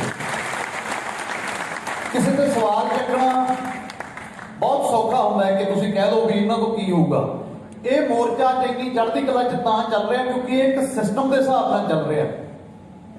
ਹੁਣ ਜਦੋਂ ਅਸੀਂ ਇਸ ਸੰਘਰਸ਼ ਦੇ ਵਿੱਚ ਨਿਕਲੇ, ਇੱਕ ਕਲਾਕਾਰ ਸੀ, ਤੁਸੀਂ ਬਹੁਤ ਮਾਣ ਸਤਿਕਾਰ ਦਿੰਦੇ ਹੋ, ਪਿਆਰ ਦਿੰਦੇ ਹੋ। ਦੂਜਾ ਕਿਸਾਨੀ ਨਾਲ ਅੱਜ ਅਸੀਂ ਨਹੀਂ, ਸਾਰਾ ਪੰਜਾਬ ਹੀ ਜੁੜ ਗਿਆ, ਸਾਰਾ ਭਾਰਤ ਹੀ ਜੁੜ ਗਿਆ। ਤਾਂ ਬਹੁਤ ਲੋਕ ਚਾਰੇ ਪਾਸਿਓਂ ਆ ਕੇ, ਕਈ ਵਾਰੀ ਸਾਨੂੰ ਵੀ ਇਹ ਫੀਲ ਆਉਣ ਲੱਗ ਗਿਆ ਕਿ ਬਸ ਹੁਣ ਤਾਂ ਜਿਹੜੀ ਲੀਡਰੀ ਹੈ ਉਹ 2 ਮਿੰਟ ਦਾ ਕੰਮ ਹੈ, ਬਸ ਲੀਡਰ ਹੈ ਹੁਣ। ਚਾਰੇ ਪਾਸਿਓਂ ਜਦੋਂ ਜਿਆਦੇ ਬਾਈ ਜੀ ਹੋਣ ਲੱਗੇ, ਪਰ ਅਸੀਂ ਅੱਜ ਤੱਕ ਇਸ ਮੋਰਚੇ 'ਚ ਤਾਂ ਨਹੀਂ ਅਨਬੈਲੈਂਸ ਹੋਏ ਕਿਉਂਕਿ ਅਸੀਂ ਇੱਕ ਸਿਸਟਮ ਦੇ ਨਾਲ ਚੱਲਦੇ ਹਾਂ। ਮੈਂ ਇੱਥੇ ਦੱਸ ਦੇਣਾ ਚਾਹੁੰਦਾ ਕਿ ਜਦੋਂ ਅਸੀਂ ਦਿੱਲੀ ਨੂੰ ਵੀ ਜਾਣਾ ਸੀ, ਸਾਡੀਆਂ ਕਿਸਾਨ ਭਵਨ ਚੰਡੀਗੜ੍ਹ ਮੀਟਿੰਗਾਂ ਹੁੰਦੀਆਂ ਸੀ, ਜਦੋਂ 32 ਜਥੇਬੰਦੀਆਂ ਸੀ ਪੰਜਾਬ ਦੀਆਂ, ਇਹਨਾਂ 3 ਕਾਲੇ ਕਾਨੂੰਨਾਂ ਤੇ ਉਹ ਇੱਕ ਹੋ ਗਈਆਂ। ਤੇ ਸਭ ਤੋਂ ਪਹਿਲਾਂ ਜਿਹੜਾ ਸਮਰਥਨ ਸੀ ਸਾਡੀ ਇੰਡਸਟਰੀ ਨੇ ਇਹਨਾਂ ਨੂੰ ਦਿੱਤਾ ਕਿ ਜਿੱਥੋਂ ਤੱਕ ਵੀ ਇਹ ਸੰਘਰਸ਼ ਜਾਊਗਾ ਅਸੀਂ ਤੁਹਾਡੇ ਨਾਲ ਚੱਲਾਂਗੇ, ਤੁਸੀਂ ਸਾਡੀਆਂ ਡਿਊਟੀਆਂ ਲਾ ਦਿਓ। ਅੱਜ ਵੀ ਠੀਕ ਹੈ, ਲੰਬਾ ਪੈ ਗਿਆ, 9 ਮਹੀਨੇ ਹੋ ਗਏ, ਪਰ ਜੇ 9 ਮਹੀਨੇ ਹੋ ਗਏ ਲੰਬਾ ਪੈ ਗਿਆ ਤਾਂ ਜੇ ਗੌਰ ਆਪਾਂ ਕਹਿ ਦਿੰਦੇ ਆ ਕਿ ਹੁਣ ਤਾਂ ਠੰਡਾ ਪੈ ਗਿਆ, ਪਤਾ ਨਹੀਂ ਕੀ ਬਣੂਗਾ, ਕੱਟ ਘਟ ਗਿਆ। ਤਾਂ ਜੇ ਕੱਟ ਘਟ ਗਿਆ ਤਾਂ ਗਵਰਨਮੈਂਟ 'ਚ ਅੱਜ ਵੀ ਇੰਨੀ ਤਾਕਤ ਨਹੀਂ ਕਿ ਉੱਥੋਂ ਸਾਨੂੰ ਖਦੇੜ ਕੇ ਵਾਪਸ ਪੰਜਾਬ ਨੂੰ ਭੇਜ ਦੇਣਗੇ। ਕੱਟ ਤਾਂ ਪਹਿਲਾਂ ਜਦੋਂ ਸ਼ੁਰੂ ਕੀਤਾ ਧਰਨੇ ਸ਼ੁਰੂ ਕੀਤੇ ਆ ਟੋਲ ਪਲਾਜ਼ਿਆਂ ਤੋਂ, ਰੇਲਵੇ ਲਾਈਨਾਂ ਤੋਂ, ਸਾਡਾ 100 200 ਬਜ਼ੁਰਗ ਬੈਠਾ ਹੁੰਦਾ ਸੀ ਤੇ ਅੱਜ ਸਾਡਾ ਟੋਲ ਪਲਾਜ਼ੇ ਤੇ ਇੱਕ ਬਾਬਾ ਬੈਠਾ ਹੁੰਦਾ ਝੰਡਾ ਲੈ ਕੇ, ਤੇ ਕਿਸੇ ਦੀ ਤਾਕਤ ਨਹੀਂ ਹੈਗੀ ਕਿ ਉਹਦੀ ਹਵਾ ਵੱਲ ਵੀ ਕੋਈ ਝਾਕ ਦੇ। ਕੱਟ ਹੋਣਾ ਨਹੀਂ ਹੋਣਾ ਇਹ ਮੈਟਰ ਨਹੀਂ ਕਰਦਾ। ਹੁਣ ਜਦੋਂ ਇੰਨਾ ਲੰਬਾ ਹੋ ਗਿਆ, ਪਿੱਛੇ ਕੰਮ ਵੀ ਨੇ, ਆਪਦਾ ਪਰਿਵਾਰ ਵੀ ਪਾਲਣਾ, ਰੁਜ਼ਗਾਰ ਵੀ ਆ, ਪਹਿਲਾਂ ਸਾਡਾ ਇਹ ਸੰਘਰਸ਼ ਹੈ, ਅਸੀਂ ਮੰਨਦੇ ਹਾਂ। ਪਿਛਲੇ ਦਿਨਾਂ 'ਚ ਅਸੀਂ ਉੱਤਰਾਖੰਡ ਯੂਪੀ ਵੱਲ ਜਾ ਕੇ ਆਏ ਹਾਂ, ਸਾਰੇ ਪਾਸੇ ਜਾ ਕੇ ਆਏ ਹਾਂ, ਹਰ ਇੱਕ ਬੰਦਾ ਚੜ੍ਹਦੀ ਕਲਾ 'ਚ। ਫਿਰ ਕਈ ਲੋਕ ਕਹਿ ਦਿੰਦੇ ਨੇ ਵੀ ਅਸੀਂ ਕੀ ਖੱਟਿਆ, ਇੰਨਾ ਪੈਸਾ ਲਾਦਾ, ਅੱਧੇ ਪੰਜਾਬ ਦਾ ਕਰਜ਼ਾ ਉਤਰ ਜਾਣਾ ਸੀ। ਦੇਖੋ ਉਹ ਮਾਨਸਿਕਤਾ ਦੇਖੋ ਜਿਹੜੇ ਲੋਕ ਸਵਾਲ ਕਰਦੇ ਆ ਕਿ ਕਿਹੋ ਜਿਹੀ ਹੈ। ਜੇ ਅਸੀਂ ਖੱਟਣ ਦੀ ਗੱਲ ਕਰੀਏ ਤਾਂ ਅਸੀਂ ਇਹ ਖੱਟਿਆ ਕਿ ਇੰਗਲੈਂਡ ਦੇ ਵਿੱਚ ਇੱਕ ਮੇਰਾ ਦੋਸਤ ਹੈ, ਮੇਰੀ ਉਹਦੇ ਨਾਲ ਫੋਨ ਤੇ ਗੱਲ ਹੁੰਦੀ ਸੀ। ਉਹ ਟੈਕਸੀ ਚਲਾਉਂਦਾ ਸੀ, 에ਅਰਪੋਰਟ ਤੋਂ ਸਵਾਰੀ ਲੈ ਕੇ ਨਿਕਲਿਆ, ਉਹਦੇ 'ਚ ਗੋਰਾ ਬੈਠਾ ਸੀ ਕੋਈ। ਹੁਣ ਉਸ ਗੋਰੇ ਨੇ ਉਹਨੂੰ ਪੁੱਛਿਆ ਕਿ ਤੂੰ ਕਿੱਥੋਂ ਹੈ? ਉਹਨੇ ਕਿਹਾ ਮੈਂ ਇੰਡੀਆ ਤੋਂ ਆ, ਪੰਜਾਬ ਤੋਂ। ਉਹ ਕਹਿੰਦਾ ਜਦੋਂ ਮੈਂ ਪੰਜਾਬ ਕਿਹਾ, ਇੰਡੀਆ ਕਿਹਾ, ਤਾਂ ਪਹਿਲਾ ਸ਼ਬਦ ਜਿਹੜਾ ਉਸ ਗੋਰੇ ਦੇ ਮੂੰਹੋਂ ਨਿਕਲਿਆ ਉਹ ਇਹ ਨਿਕਲਿਆ ਕਿ ਫਾਰਮਰ ਪ੍ਰੋਟੈਸਟ। ਤਾਂ ਇਹ ਕਿੰਨੀ ਵੱਡੀ ਜਿੱਤ ਹੈ ਸਾਡੀ। ਜਿਨ੍ਹਾਂ ਲੋਕਾਂ ਨੂੰ ਕਿਸਾਨ ਸ਼ਬਦ ਦਾ ਮਤਲਬ ਨਹੀਂ ਪਤਾ ਸੀ, ਉਹ ਲੋਕ ਅੱਜ ਸਾਡੀ ਸਪੋਰਟ ਦੇ ਵਿੱਚ ਆ ਕੇ ਖੜ ਗਏ, ਤੇ ਜਿਨ੍ਹਾਂ ਨੂੰ ਅਸੀਂ ਸਮਝਦੇ ਸੀ ਕਿ ਕਿਸਾਨਾਂ ਦੇ ਪੁੱਤ ਨੇ, ਉਹ ਸਾਡੇ ਦੁਸ਼ਮਣਾਂ ਦੇ ਨਾਲ ਜਾ ਕੇ ਖੜ ਗਏ। ਸਭ ਤੋਂ ਵੱਡੀ ਐਗਜ਼ਾਮਪਲ ਪੰਜਾਬ ਦਾ ਬੱਬਰ ਸ਼ੇਰ ਸਨੀ ਦਿਓਲ ਤੇ ਉਹਦਾ ਪਿਓ ਧਰਮਿੰਦਰ। ਤਾਂ ਸਾਨੂੰ ਇਹ ਮਾਣ ਹੁੰਦਾ ਸੀ ਕਿ ਸਾਡਾ ਗਵਾਂਢੀ ਪਿੰਡ ਹੈ ਸਾਨੇਵਾਲ ਧਰਮਿੰਦਰ ਦਾ, ਕਿ ਅਸੀਂ ਧਰਮਿੰਦਰ ਦੇ ਗਵਾਂਢੀਆਂ ਤੇ ਸਨੀ ਦਿਓਲ ਦੇ ਗਵਾਂਢੀਆਂ। ਕਹਿੰਦੇ ਮਿਲੇ ਤਾਂ ਸਨੀ ਦਿਓਲ ਨੂੰ ਨਹੀਂ ਸੀ, ਪਰ ਫਿਰ ਵੀ ਆਪਣਾ ਲੱਗੀ ਜਾਂਦਾ ਸੀ ਵੀ ਨਹੀਂ ਯਾਰ ਸਾਡਾ ਆਪਣਾ ਹੈ, ਪੰਜਾਬ ਦੀ ਗੱਲ ਕਰਦਾ। ਤਾਂ ਗਦਾਰਾਂ ਦੀ ਸੂਚੀ ਦੇ ਵਿੱਚ ਸਭ ਤੋਂ ਪਹਿਲਾਂ ਉਹ ਬੰਦਾ ਆਇਆ, ਤੇ ਦੂਜਾ ਬੰਦਾ ਉਹ ਸੀ ਜਿਹਨੇ ਸਭ ਤੋਂ ਵੱਧ ਪੰਜਾਬੀਅਤ ਦਾ ਢੰਡੋਰਾ ਪੱਟਿਆ, ਪੱਗਾਂ ਵੀ ਬੰਨੀਆਂ। ਸਾਨੂੰ ਬਹੁਤ ਆਸ ਸੀ ਕਿ ਇਹ ਉਸ ਲੈਵਲ ਤੇ ਪਹੁੰਚੇ ਹੋਏ ਆ ਜਿੱਥੇ ਇਹ ਸਾਡੀ ਸਪੋਰਟ ਦੇ ਵਿੱਚ ਆਉਣਗੇ, ਤਾਂ ਜਿਹੜਾ ਸਾਡਾ ਸੰਘਰਸ਼ ਹੈ ਉਹ ਰਾਤੋਂ ਰਾਤ ਇੱਕ ਇੰਟਰਨੈਸ਼ਨਲ ਲੈਵਲ ਤੇ ਚਲਾ ਜਾਊਗਾ। ਪਰ ਜਦੋਂ ਇੱਕ ਸੰਘਰਸ਼ ਸੱਚਾ ਹੋਵੇ, ਜਿਹੜੇ ਸੱਚੀ ਰੂਹ ਨਾਲ ਅੱਜ ਕਿਸਾਨ ਲੱਗੇ ਹੋਏ ਨੇ, ਕਿਉਂਕਿ ਇਹਨਾਂ ਦੀ ਮਿਹਨਤ ਸੱਚੀ ਹੈ, ਇਹਨਾਂ ਦੀ ਸ਼ਿੱਦਤ ਸੱਚੀ ਹੈ, ਉਹ ਤਾਂ ਨਹੀਂ ਆਏ। ਇੰਟਰਨੈਸ਼ਨਲ ਲੈਵਲ ਤੇ ਇਸ ਸੰਘਰਸ਼ ਨੂੰ ਲੈ ਕੇ ਜਾਣ ਵਾਲੀ ਰਿਹਾਨਾ, ਗ੍ਰੇਟਾ ਥਨਬਰਗ, ਜਿਹੜੇ ਇਸ ਚੰਗੇ ਸਮਾਜ ਦੀ ਕਲਪਨਾ ਕਰਦੇ ਆ, ਇਨਸਾਨੀਅਤ ਪਸੰਦ ਲੋਕ ਨੇ, ਉਹ ਸਾਡੀ ਸਪੋਰਟ ਦੇ ਵਿੱਚ ਆ ਗਏ। ਉਹ ਤੋਂ ਬਾਅਦ ਫਿਰ ਕੀ ਹੋਇਆ? ਉਹ ਤੋਂ ਬਾਅਦ ਸਾਰੇ ਟੂਗੈਦਰ ਇੰਡੀਆ ਸਾਰੇ ਜਿੰਨੇ ਵੀ ਸੀਗੇ, ਚਾਹੇ ਕੋਈ ਕਰੈਕਟਰ ਸੀ। ਪਿਛਲੇ ਦਿਨਾਂ 'ਚ ਕੀ ਹੋਇਆ? ਹੁਣ ਹੈ ਤਾਂ ਸਾਰੇ ਪੰਜਾਬੀ ਨੇ। ਵਿਰਾਟ ਕੋਹਲੀ ਇੰਗਲੈਂਡ ਦੇ ਵਿੱਚ ਖੇਡਣ ਗਿਆ ਤੇ 7ਵੀਂ 8ਵੀਂ ਵਾਰੀ 0 ਤੇ ਆਊਟ ਹੋ ਗਿਆ। ਤਾਂ ਕਿਸੇ ਨੇ ਟਿੱਪਣੀ ਕੀਤੀ ਕਿ ਇਹ ਬੰਦਾ ਵੀ ਟੂਗੈਦਰ ਇੰਡੀਆ ਦੇ ਹੱਕ 'ਚ ਸੀ, ਇਹਨੇ ਹੈਸ਼ਟੈਗ ਚਲਾਇਆ ਤੇ ਕਿਸਾਨਾਂ ਦੇ ਪੱਖ 'ਚ ਨਹੀਂ ਆਇਆ, ਤਾਂ ਇਹ ਰੱਬ ਨੇ ਇਹਦੇ ਮੂੰਹ ਤੇ ਚਪੇੜ ਮਾਰੀ। ਤਾਂ ਦੇਖੋ ਇੱਕ ਸੱਚੇ ਸੰਘਰਸ਼ ਦੇ ਨਾਲ ਵਾਹਿਗੁਰੂ ਕਿਵੇਂ ਖੜਦਾ ਹੈ। ਪਿਛਲੇ ਦਿਨਾਂ 'ਚ ਤੁਸੀਂ ਦੇਖਿਆ ਹੋਣਾ ਕਿ ਜਲੰਧਰ ਇੱਕ ਧਰਨਾ ਲੱਗਿਆ ਬਹੁਤ ਵੱਡਾ ਕਿਸਾਨਾਂ ਦਾ। ਪਹਿਲਾਂ ਵੀ ਦੁਆਬੇ ਦੀਆਂ ਜਥੇਬੰਦੀਆਂ ਬਹੁਤ ਸੰਘਰਸ਼ ਕਰਦੀਆਂ ਰਹੀਆਂ ਨੇ ਫਸਲਾਂ ਦੇ ਰੇਟ ਨੂੰ ਲੈ ਕੇ, ਪਰ ਉਹ ਸੰਘਰਸ਼ ਬਹੁਤ ਲੰਬੇ ਚਲੇ ਜਾਂਦੇ ਸੀ। ਰਾਜਾ ਸਾਹਿਬ ਉਹਨਾਂ ਨੇ ਵੀ ਬਹੁਤ ਸੰਘਰਸ਼ ਕੀਤੇ ਆ। ਅੱਜ ਉਹ ਸੰਘਰਸ਼ 4 ਦਿਨਾਂ ਦੇ ਵਿੱਚ ਅਸੀਂ ਕਿਉਂ ਜਿੱਤ ਗਏ, ਕਿਉਂ ਗੰਨੇ ਦਾ ਰੇਟ ਲੈ ਲਿਆ? ਕਿਉਂਕਿ ਸੂਬੇ ਦੀਆਂ ਸਰਕਾਰਾਂ ਨੂੰ ਵੀ ਇਹ ਪਤਾ ਹੈ ਵੀ ਜੇ ਦਿੱਲੀ ਤੋਂ ਜਿਹੜੇ ਇੱਕ ਤਾਂ ਕੁੰਡਲੀ ਬਾਰਡਰ ਤੇ ਟਰੈਕਟਰ ਖੜੇ ਆ, ਇੱਕ ਮੂਹਰੇ ਸੁਖਦੇਵ ਢਾਬੇ ਕੋਲ ਖੜੇ ਆ, ਜੇ ਉਹਨਾਂ ਦਾ ਮੂੰਹ ਵੀ ਇੱਧਰ ਨੂੰ ਹੋ ਗਿਆ ਤੇ ਫਿਰ ਸਾਨੂੰ ਬਹੁਤ ਔਖਾ ਹੋ ਜਾਣਾ। ਸਾਨੂੰ ਤਾਂ ਲੋਕ ਪਹਿਲਾਂ ਨਹੀਂ ਪਿੰਡਾਂ 'ਚ ਵੜਨ ਦਿੰਦੇ। ਤਾਂ ਕਰਕੇ ਉਹ ਜਿਹੜਾ ਸੰਘਰਸ਼ ਆ ਅਸੀਂ ਬਹੁਤ ਘੱਟ ਸਮੇਂ ਦੇ ਵਿੱਚ ਜਿੱਤ ਗਏ। ਅੱਜ ਜਿੱਥੇ ਸਰਕਾਰਾਂ ਤੋਂ ਅਸੀਂ ਇਹ ਆਸ ਕਰਦੇ ਹਾਂ ਕਿ ਉਹ ਚੁਣੀਆਂ ਹੋਈਆਂ ਨੇ ਸਾਡੇ ਪੱਖ ਦੀ ਗੱਲ ਕਰਨਗੀਆਂ, ਸਾਡੇ ਹਿੱਤ ਦੀ ਗੱਲ ਕਰਨਗੀਆਂ, ਉਹ ਬਿਲਕੁਲ ਨਾ ਸਾਡੇ ਪੱਖ 'ਚ ਆਈਆਂ ਨੇ ਨਾ ਹਿੱਤ 'ਚ ਆਈਆਂ ਨੇ। ਅੱਜ ਕਿਉਂ, ਮੈਂ ਸੱਚ ਹੀ ਬੋਲੂੰਗਾ, ਅੱਜ ਕਿਉਂ ਇਹ ਆਵਾਜ਼ ਉੱਠ ਰਹੀ ਹੈ ਕਿ ਜਥੇਬੰਦੀਆਂ ਨੂੰ ਇਲੈਕਸ਼ਨ ਲੜਨੀ ਚਾਹੀਦੀ ਹੈ ਤੇ ਇਹ ਇਹੋ ਜਿਹੇ ਸਾਡੇ ਆਗੂ ਹੋਣੇ ਚਾਹੀਦੇ ਆ? ਕਿਉਂਕਿ ਜਿਹੜਾ ਕੰਮ ਸਰਕਾਰ ਨੇ ਕਰਨਾ ਸੀ ਉਹ ਇਹਨਾਂ ਨੇ ਕੀਤਾ। ਕੱਲਾ ਕਿਸਾਨੀ ਸੰਘਰਸ਼ ਦਿੱਲੀ ਦੀਆਂ ਸਰਹੱਦਾਂ ਤੇ ਨਹੀਂ ਲੜਿਆ, ਉਹ ਤਾਂ ਲੜ ਹੀ ਰਹੇ ਨੇ। ਮਹਿੰਗਾਈ ਦੇ ਖਿਲਾਫ ਵੀ ਜਦੋਂ ਧਰਨਾ ਲਾਉਣਾ ਹੈ ਜੇ ਅੱਜ ਸਰਕਾਰ ਕੋਈ ਗੱਲ ਕਹਿੰਦੀ ਹੈ ਤਾਂ ਲੋਕ ਪਿੰਡਾਂ 'ਚ ਮਜ਼ਾਕ ਬਣਾ ਦਿੰਦੇ ਆ ਕਿ ਯਾਰ ਹੁਣ ਅਸੀਂ ਤੁਹਾਡੀ ਗੱਲ ਮੰਨਾਂਗੇ। ਜਦੋਂ ਜਥੇਬੰਦੀ ਕੋਈ ਕਾਲ ਦਿੰਦੀ ਆ, ਸੰਯੁਕਤ ਮੋਰਚਾ ਕੋਈ ਕਾਲ ਦਿੰਦਾ ਹੈ, ਹਰ ਇੱਕ ਬੰਦਾ ਆਪਣੀ ਜ਼ਿੰਮੇਵਾਰੀ ਸਮਝਦਾ ਹੋਇਆ ਉਸ ਕਾਲ ਤੇ ਫੁੱਲ ਚੜਾਉਂਦਾ ਕਿ ਨਹੀਂ ਯਾਰ ਇਹ ਸਾਡੀ ਸਾਰਿਆਂ ਦੀ ਲੜਾਈ ਹੈ, ਇਹ ਸਾਂਝੀ ਲੜਾਈ ਹੈ। ਇਲੈਕਸ਼ਨਾਂ ਲੜਨਾ ਨਹੀਂ ਲੜਨਾ ਉਹ ਇਹਨਾਂ ਦਾ ਡਿਸੀਜਨ ਹੈ ਕੀ ਕਰਨਾ। ਅਸੀਂ ਨਹੀਂ ਚਾਹੁੰਦੇ ਕਿ ਇਹ ਆਪਦੇ ਉਸ ਮੁੱਦੇ ਤੋਂ ਭਟਕਣ ਕੇ ਇਲੈਕਸ਼ਨਾਂ ਲੜਨਾ, ਪਰ ਇੱਕ ਭਾਵਨਾ ਹੈ ਕਿ ਇਹ ਲੋਕ ਨੇ, ਇਹ ਸੱਚੇ ਲੋਕ ਨੇ, ਇਹਨਾਂ ਤੋਂ ਸਾਨੂੰ ਇਨਸਾਫ ਦੀ ਆਸ ਹੈ, ਇਹ ਸਾਡੇ ਮੁੱਦਿਆਂ ਦੀ ਗੱਲ ਕਰਦੇ ਆ, ਪਰ ਇਹਨਾਂ ਦੇ ਸਿਰ ਤੇ ਹਲੇ ਜ਼ਿੰਮੇਵਾਰੀ ਬਹੁਤ ਵੱਡੀ ਹੈ। ਹੁਣ ਉੱਥੇ ਹੀ ਗੱਲ ਆ ਜਾਂਦੀ ਹੈ ਨਾ ਕਿ ਇੱਕ ਤਜਰਬਾ ਹੁੰਦਾ ਹੈ, ਇੱਕ ਉਮਰ ਦਾ ਤਜਰਬਾ ਹੁੰਦਾ ਹੈ। ਪਿਛਲੇ ਦਿਨਾਂ 'ਚ ਰਾਜੇਵਾਲ ਸਾਹਿਬ ਚੰਡੀਗੜ੍ਹ ਆਏ ਤੇ ਉਹਨਾਂ ਨੇ ਇਹ ਸਟੇਟਮੈਂਟ ਦਿੱਤੀ ਸੀ, ਜਿਹੜਾ ਮਿਸ਼ਨ ਯੂਪੀ ਚੱਲਣ ਲੱਗਿਆ, ਮੈਨੂੰ ਲੱਗਦਾ ਰਾਜੇਵਾਲ ਸਾਹਿਬ 3 ਮਹੀਨੇ ਹੋ ਗਏ ਜੀ ਪਹਿਲਾਂ, ਜਦੋਂ ਤੁਸੀਂ ਚੰਡੀਗੜ੍ਹ ਆ ਕੇ ਪ੍ਰੈਸ 'ਚ ਕਹਿ ਕੇ ਗਏ ਸੀ ਕਿ ਅਸੀਂ ਯੂਪੀ ਦੇ ਵਿੱਚ ਵੀ ਜਾਵਾਂਗੇ।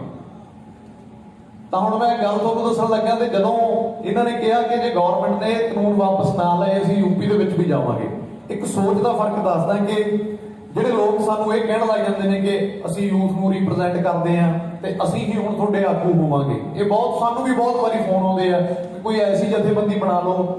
ਮੰਨਦੇ ਆ ਕਿ ਪੰਜਾਬ ਦਾ ਸਿਸਟਮ ਖਰਾਬ ਹੈ, ਪਰ ਹਲੇ ਅਸੀਂ ਕਿਸਾਨੀ ਸੰਘਰਸ਼ ਦੇ ਵਿੱਚ ਆ, ਸਾਡੇ ਕੋਲ ਕੋਈ ਉਹ ਨੌਲੇਜ ਨਹੀਂ ਹੈਗੀ ਕਿ ਅਸੀਂ ਪੰਜਾਬ ਦੀਆਂ ਜਿਹੜੀਆਂ ਬਾਕੀ ਪ੍ਰੋਬਲਮਸ ਨੇ ਉਹਨਾਂ ਨੂੰ ਵੀ ਸੋਲਵ ਕਰ ਦਾਂਗੇ। ਅਸੀਂ ਤਾਂ ਸਿਰਫ ਉਹ ਆਗੂ ਆ, ਉਹ ਇੱਕ ਛੋਟੇ ਜਿਹੇ ਸਿਪਾਹੀ ਆ ਕਿ ਸੰਯੁਕਤ ਕਿਸਾਨ ਮੋਰਚਾ ਕੋਈ ਵੀ ਪ੍ਰੋਗਰਾਮ ਦਿੰਦਾ, ਕੋਈ ਵੀ ਕਾਲ ਦਿੰਦਾ, ਸਾਡਾ ਕੰਮ ਹੈ ਅਸੀਂ ਯੂਥ ਨੂੰ ਇਕੱਠਾ ਕਰਕੇ ਮੂਹਰੇ ਲਾ ਦੇਣਾ।